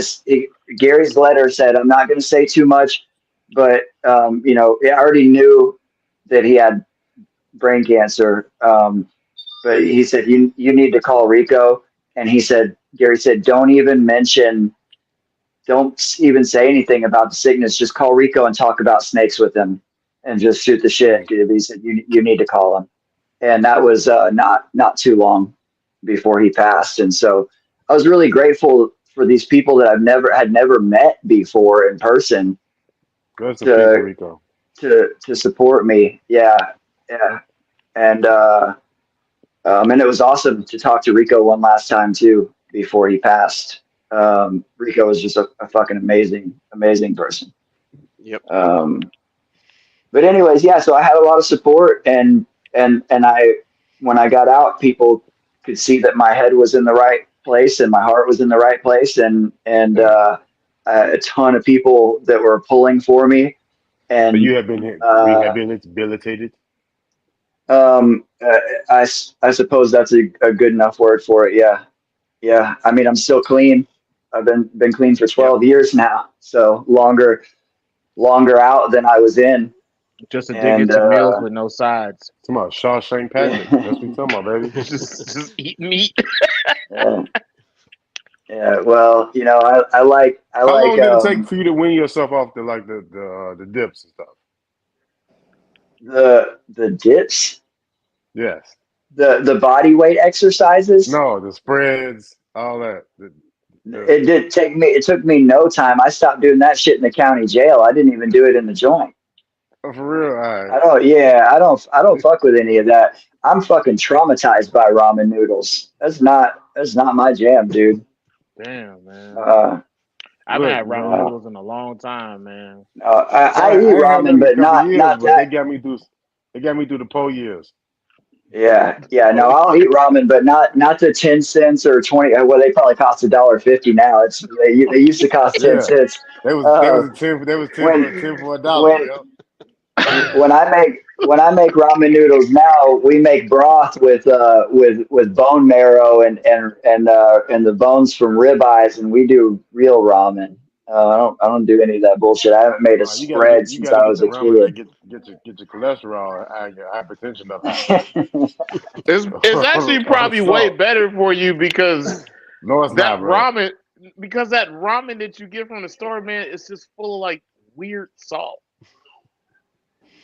Yeah, salt is not bad for you, and also just a side note, totally off subject, but dietary cholesterol does not affect your blood cholesterol levels. Yeah. Saturated fat is what Yep. increases your blood cholesterol levels, and having shitty gut health from eating too much Then my sugar. dad used to make me spreads.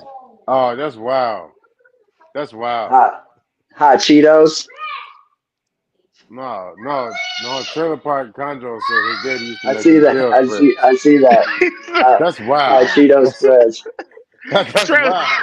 yo, yo, we gonna have to talk to you later on about this because this is uh, this is gonna get out of hand. He Yeah. said he making jail spreads. Yeah. Cutting Yo, up why was your cutting daddy up making dill you jail pickles. spreads? Cutting up hot mamas up in it. That's crazy. He give you the pickle sausages. All right, man. Let's get back on topic. We gonna talk to you Cutting later. up cutting up T bagged oysters. bagged up oysters. TPC, we gonna talk to you about this. He said laugh out spicy mayo. We gonna talk to you about this nonsense later. Um, I do really want to know, going forward, once you guys got your collections going back online, because you guys have all been successful so far, with doing other things. Um, let's talk about the chondro breeding and what is different now than before. You had to rebuild your collection. Well, I know for me, it's just basic protocol husbandry all the way around. I mean, from feeding to cleaning, the water bowls. I mean, everything is different. Uh, just I have one set of tongs for each cage. I don't, whereas I before Nido, I would share. If one didn't eat it, I'd have one set of tongs and feeding it to the other snake, and I don't do that anymore. Everything's a lot different as far as hygiene and stuff like that. Um, that's all I can say about that, really. What you, Sony? Pretty much the same thing Matt said, and add that we don't need to make all our females 1,500 grams. I got that out of my head. Yeah, but So, we like them thick girls. yeah, like the big girls, right? And Yeah, then, Power bottom thicky jeans. thick girls. now we're just smaller females and not. And I'm trying to do food cycling starting this year with a little bit of help from Matt. And we'll see how that goes just because I've never done that before, see if anything changes. But you know what? A lot of things have come to light, just new knowledge, right? As you keep things, you learn more and more from other keepers. And way back when we Yeah. first started, we had one way of doing things. So I'm experimenting a little more with just everything across the board. And so, yeah, lots of changes. Yep. Nothing's the same. Yep. Um, I keep everything in a pretty similar manner as far as parameters go. I have not changed much of anything in a long time.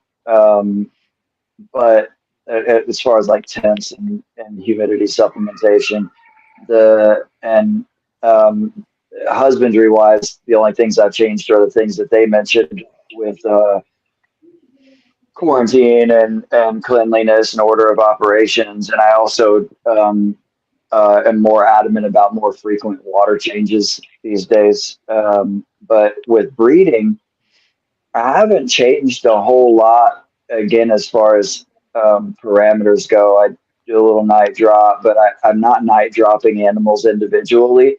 I just have half of the year the night temperature is lower than it is the other half of the year. That's the only thing I do. I keep all my adults on the ambient, and they don't get a heat source until they're gravid.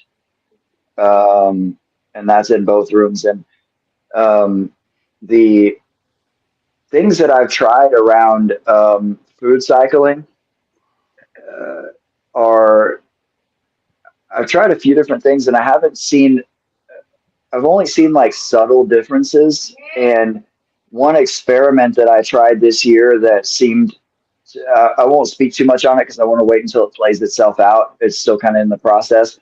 But one experiment that I tried this year seemed to work really well at first, but then has turned out that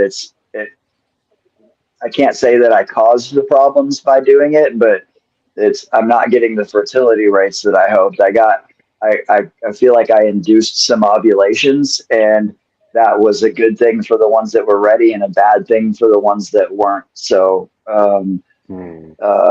you get slugs when a female ovulates before the follicles are ripe enough to be fertilized. And a lot of people have a lot of misconceptions around what slugs are. Slugs are a timing thing. There's a lot of different things that can cause the timing to be off, but slugs are a timing thing. If you have slugs, that female ovulated before the follicles were ready for fertilization. And so, anyways, there can be some downsides to food cycling if it's not done right, apparently. But that's something I just keep playing with. The biggest thing that I'm pushing for with Hold on, breeding. Pat. Hold on, Pat. How would that was interesting you said that. How does that correlate? So what would you say about a female, say she laid 20 eggs, 18 eggs, and then the last two are slugs. How would you say Mhm. that correlates to that? because the egg follicles don't all mature at the same rate. Okay. It's not Okay, cool. it's not uniform. They don't all There's a mature at the same lag. rate. Yeah. Yeah, Oh yeah. my God. If you're at a ultrasound to female, you'll see there's a range of sizes in the follicles, and so the perfect time for ovulation is when all of those follicles are the right size, Wow. and you can uh, potentially induce ovulation with altering feeding. But if it, the results that I'm getting from the experiment that I ran are showing me that I may have done it too early.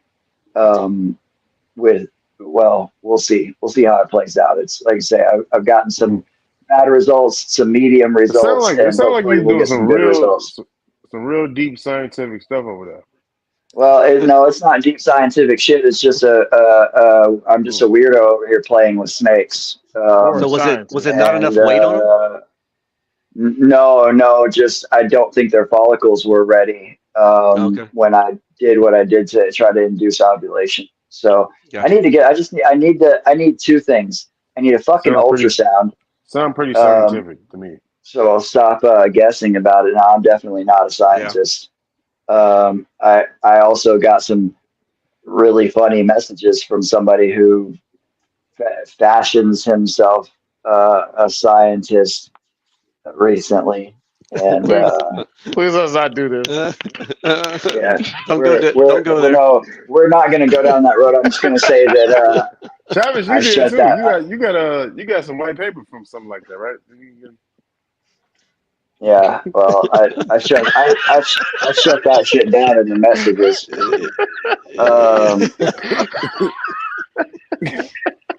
Uh, I I gag order. I I sent somebody a message that said I have paperwork that at the very top of it says the United States of America versus Patrick Holmes, and a thread of a letter from your homeboy does not intimidate me. I mean, That's it. it's not, it's not really like a real. I ain't gonna say nothing else. But Yeah. Anyways, so He said you got them federal yeah, papers, so wait. you ain't worried about no scientists, huh? No at-home scientists. yeah, it's just So it is what it is. uh, anyways, the now I've lost my train of thought because I was thinking about. So Get your science straight, Pat. Yeah, you man. guys have no idea. If I was the type to share screenshots, which it's not my style, but if I was, man. So We have That's why we love you. we have idea, Patrick. We have the Yeah, thing idea. that we have our own the ideas. the thing that I lack over here is uniformity. And I'm working on that.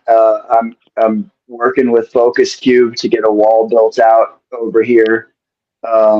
And it's Nice. the only reason that it's taking time is because they are very busy and I am a procrastinator, and and they are designing something new for me specifically. So Oh, cool. eventually, hopefully this year, maybe early next year, but I'm hoping to just have like a 30-foot long wall of chondro cages where everything is being kept the same, and that will eliminate a whole bunch of variables. When you eliminate variables, this is science, y'all.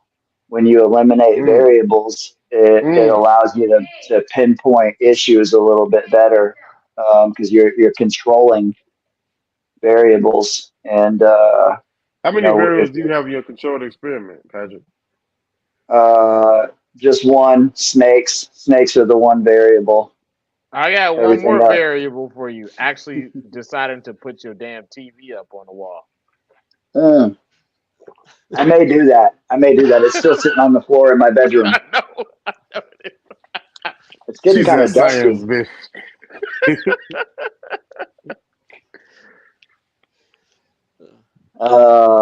Yeah. Hashtag science AF. Let's not do this Um, today. Science, that's right. Yo, let's not do this Science. Adam says science, bitch. Science. today. mhm. Oh man. Catch a. Catch a hot one. We're straight. Um. uh. Uh, So so let's talk about as time has gone on, man. You guys restarted. Like, what's your actual plans going forward? Like, what where do you see collections? 2 3 years from now. I know a big deal yeah. for Matt is the Kofi out, and I really want to Yep. see where you see the Kofi out project in a few years from now, and I want to know what is the next thing on Sony's plate, and I want to know how many different things is Pat gonna produce. They're just crazy. From So a we'll start scientific off. standpoint.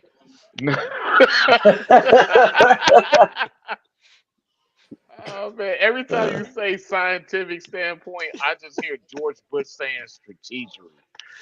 Uh, and nuclear, yeah. nuclear. We'll start Uh, with you, Matt. Kofi Owls, yeah, I'm looking forward to making this project work. Yeah. I'm hoping to make uh, this season, hopefully, the the big adult male I got from Chuck. I still need to test him for Nido, make sure everything's clear, put him into my normal collection, and make sure everything's good with him first. And then hopefully this season we'll put him with the female, and we'll have at least the female is unrelated to anything else at this point. Is the So male a that'll descendant of the BHC line? yes, yes. Okay. You ever Yeah. hang out at That Good. Chuck's cabin in the woods? yeah. Um, and You hopefully did. You hung I out with him think in his wood cabin. no, Don't answer I that, did Matt. not. Plead the fifth. You're not supposed to admit to it. Hopefully Chuck is making some more this year. I haven't heard from him in a while. He's kind of uh, off and on, as you know, as far as Facebook and contact. He's got a lot of shit Yeah. going on. Hopefully his But health is okay. yeah, exactly. Hopefully. Um, but anyway, get some babies from him this year, hopefully, and that'll spread the gene pool out a little bit. Like I said, I've got at least 2 years away for the 2022s to be ready. And I ended up getting a male and a female, so that'll add to the group. And then the 23s are behind them, and I don't know the sexes on them yet. I'm still waiting. I'm growing them slow. I don't like to power feed them, so it's going to be a little bit longer, but we'll see where she goes. Hopefully, I can make some more, and hopefully, between Chuck and I and some other people, we can get them out there to more and more people. Shout out to Chuck Vogel. Yeah. Yeah. Chuck. All right, Chuck Sony, Vogel from the cabin. let's hear from you, Sony. Let's hear about your future plans and some more collaborations if you have any of those plans as well. Well, right now, just the same pairing that we're redoing with Ken's female. And I'm starting to like locale animals a lot more, especially Aru's, something that I kind of had an allergy towards for the first decade of keeping chondros. I just did not like them. And all of a sudden, I'm starting to like them and Womanas and some of the other highlands. So I see myself going in that direction a bit, but I don't want to get rid of my Biak outcrosses, to say the least, because those have always been my favorites that throw out crazy animals. And yeah, that's where I'm going with it. Okay, Pat, let's hear it. First of all, I hope that Matt has some good success with those Kofi Ao because I need some over here. I love that locality. You're on the list. Thinking of Yeah, himself. Matt and I have been having the Kofi Ao discussion for 15 years now. So Yeah. it's it's a long-standing thing with the two of us. And the first two chondros I ever paired up were Kofiau. I think I've had 8 of them over the years. Anyways, I love that locality. That's one direction that I'm heading is more locality stuff and more culture stuff specifically. So more Sorong and Manokwari and hopefully some Kofiau, because that's everybody thinks that Biak are my favorite. They're my favorite to keep, but phenotypically culture stuff is my favorite. I really love high blue. Red Neo Manokwari stuff and classic yellow Neo with bold stripes of the Vulture stuff. So, Real boy. artifact stuff. Come on, at and your boy. on that, I know, I already know. On that subject, this is something that I haven't posted at all, but these are um, these are pure Manokwari, if you want to call them that. I don't like the word pure, but unless the adults are wild caught with good information. But these are from a Prada line male and a VR female. So Prada times VR, those are probably the two most well known Manokwari lines. Um, Small clutch. There's only 4, 3 reds and a yellow. I did a Prada VR clutch once before, and all I got out of it was 1 yellow male. So now I'm excited that I've got some red Manokwari. It's my first time successfully hatching healthy red Manokwari. The last time I had a couple of them come out of the egg and literally died right out of the egg. And Manokwari is my favorite, so I'm really, really excited about this. This is actually a joint project with Justin Olson.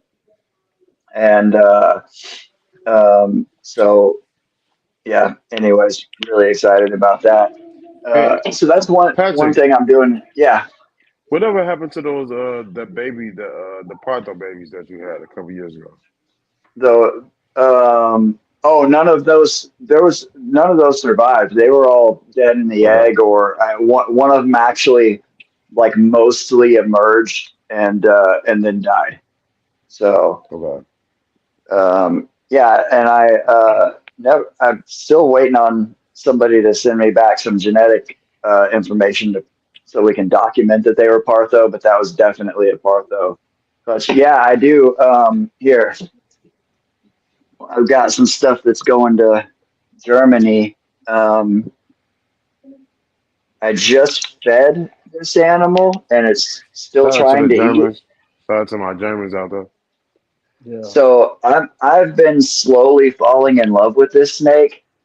Congratulations, and I'm not gonna mess with her too much because she's got a big old hopper in her belly.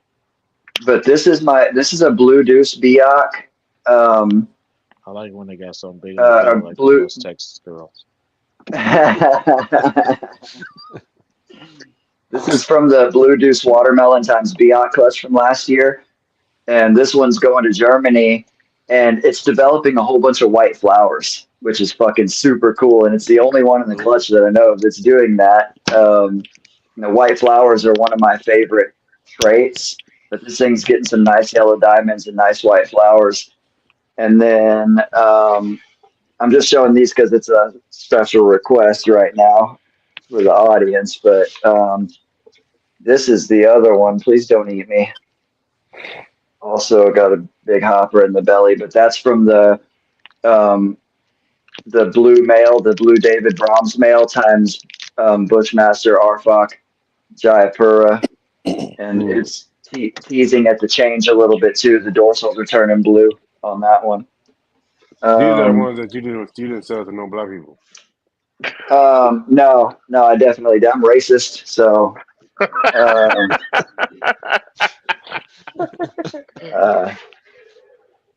This right here, you guys have seen, although I haven't posted it shed yet. All of these have shed.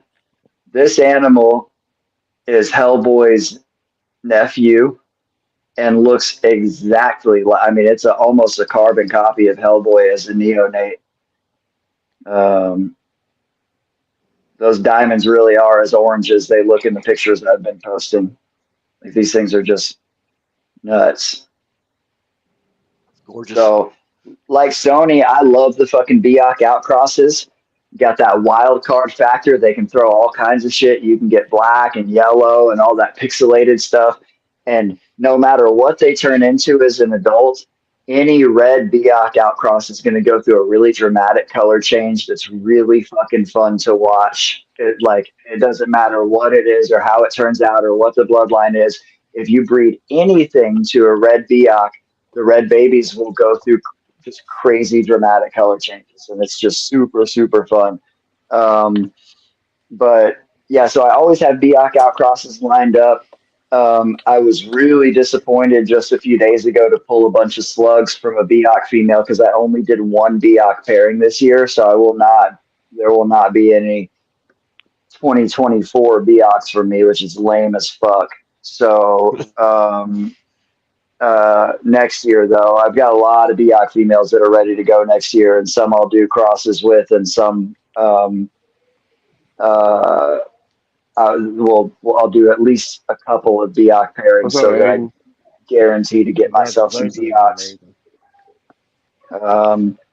But yeah, I really am leaning towards more locality stuff. But I also have always been fond of the Walsh Blue Line stuff, and would eventually like to have a couple of animals from like maybe something from John Irby and something from Dave D.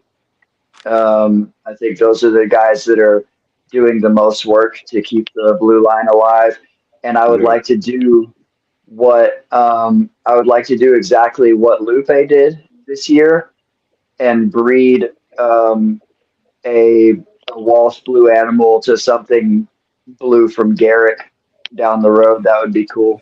Because I dig the blue stuff with no locality or with no designer blood, but also I think that's the best things to cross blue line stuff to. Some of the most consistent blues that Yep. we've seen have been from breeding blue line to poultry type animals. So, like Joe Vinsky bred his high blue import male to a Pygar Joan Collins female, and all but one of those animals, well, even the one was still bluish, but every other one that I saw from that clutch was extremely blue. Rico bred that Blue Max Jarvis male 05079, who was just fairly high blue, to a Prada, a high blue Prada female, and every single red Neo from that clutch went high blue or solid blue.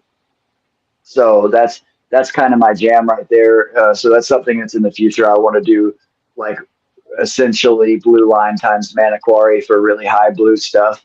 But my favorite animals to look at and keep are just pure culture stuff and Biak stuff. I like Sorong and Maniquari and Biak. Um, I got I haven't posted this one yet either. I got this from Sock uh, earlier, or just real recently actually. It's got a big old fuzzy, peach fuzzy in its belly. But this is from his Maniquari male, Starscream, which is one of my favorite snakes in the country. It's insanely beautiful Maniquari male, and he bred him to a wild caught red Sauron female.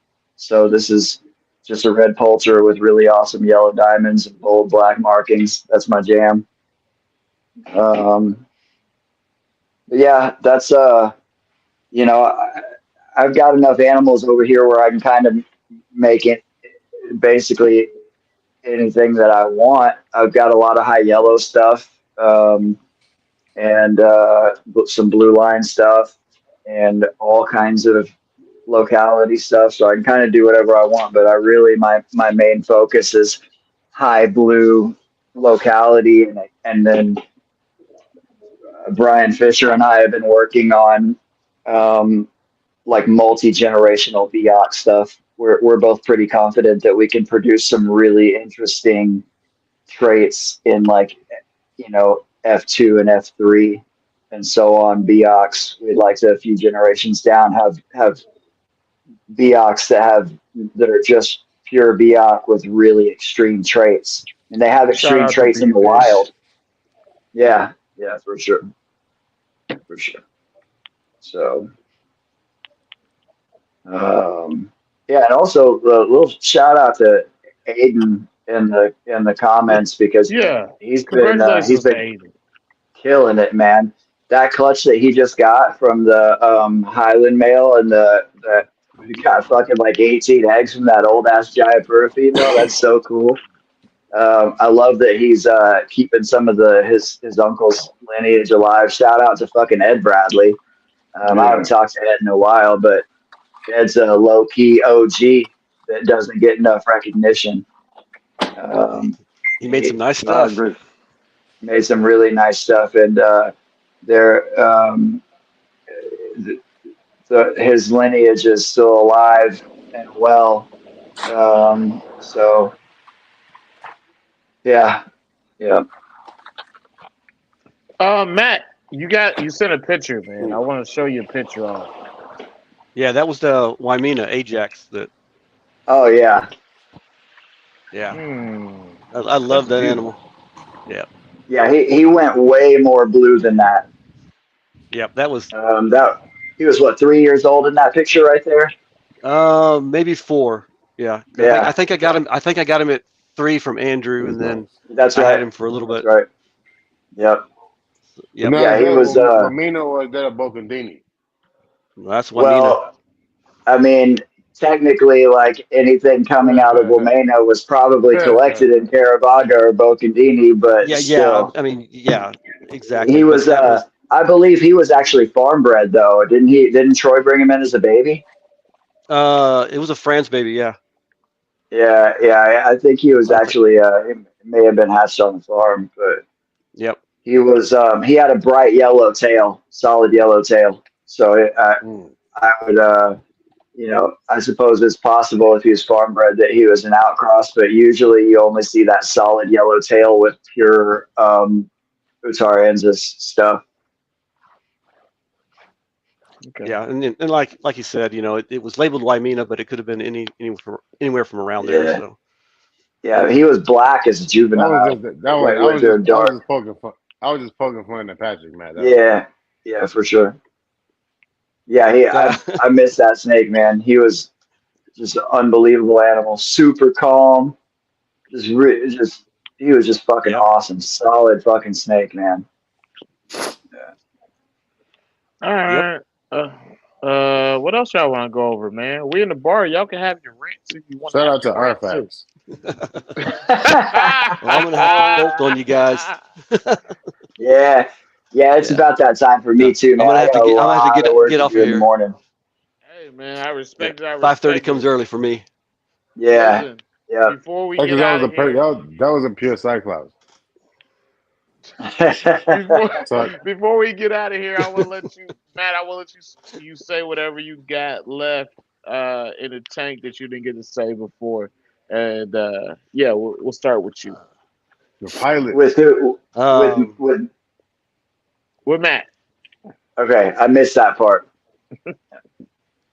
yeah, no. I mean, I feel like still got a lot to learn with this species, and Artifacts. I'm enjoying the hell out of it. But at the same time, I hate them, so they're very Yeah. frustrating. The, So the artifact is I not really, fake. yeah, I have one up there. yeah. What? No, Brian Fisher saying the artifacts are fake. They not. I have one up Oh, there. okay, gotcha. He said our fakes. Shout out to B Fish. Look, Shout out to Tuck, man. Hey, man, He I Mama didn't said, say "No, called this him you Clay. earlier, don't." but shout out to Tuck, man, for his clutch I he just do. had. Yeah, that's I right. do. I do have a female up there. She is up there at the top up there. Oh, Yeah, and she's about 12.5% possible RFOC. you know what I'm saying, Jack? So look, her mama called him her Clay. I'm gonna call her Clay. You know what I'm saying? Well, that's Saudi, all I got. man.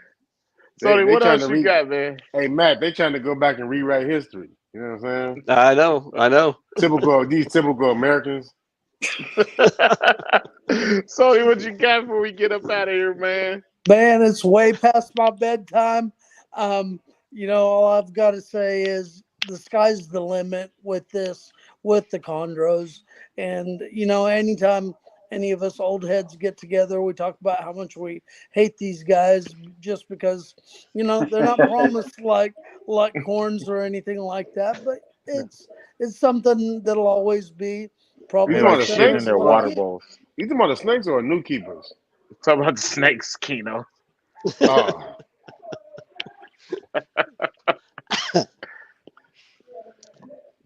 That's all I got, Pat. Um, yeah, I would like to say that when Brian is being a little savage there. If you think that's savage, you should see Brian and I in our private messages because we're fucking monsters, man. We trash everything and everybody, no. I'm gonna say and this. You should have seen Brian when the camera went off on our episode. He was like, I'm not Shout gonna out to speak on it Brian, man. because we don't bring up nothing that gonna happen off camera. But boy, look, Brian put the good boxing gloves on. Shit, man. We like Brian. Brian, you got to come back, man. You got to come back, look. Brian. He put the Let me boxing let gloves me on. uh, let me say two things about Brian about our shit talking. Number one, we talk shit because we are butthurt and jealous and jaded and cynical and traumatized by decades of keeping chondros.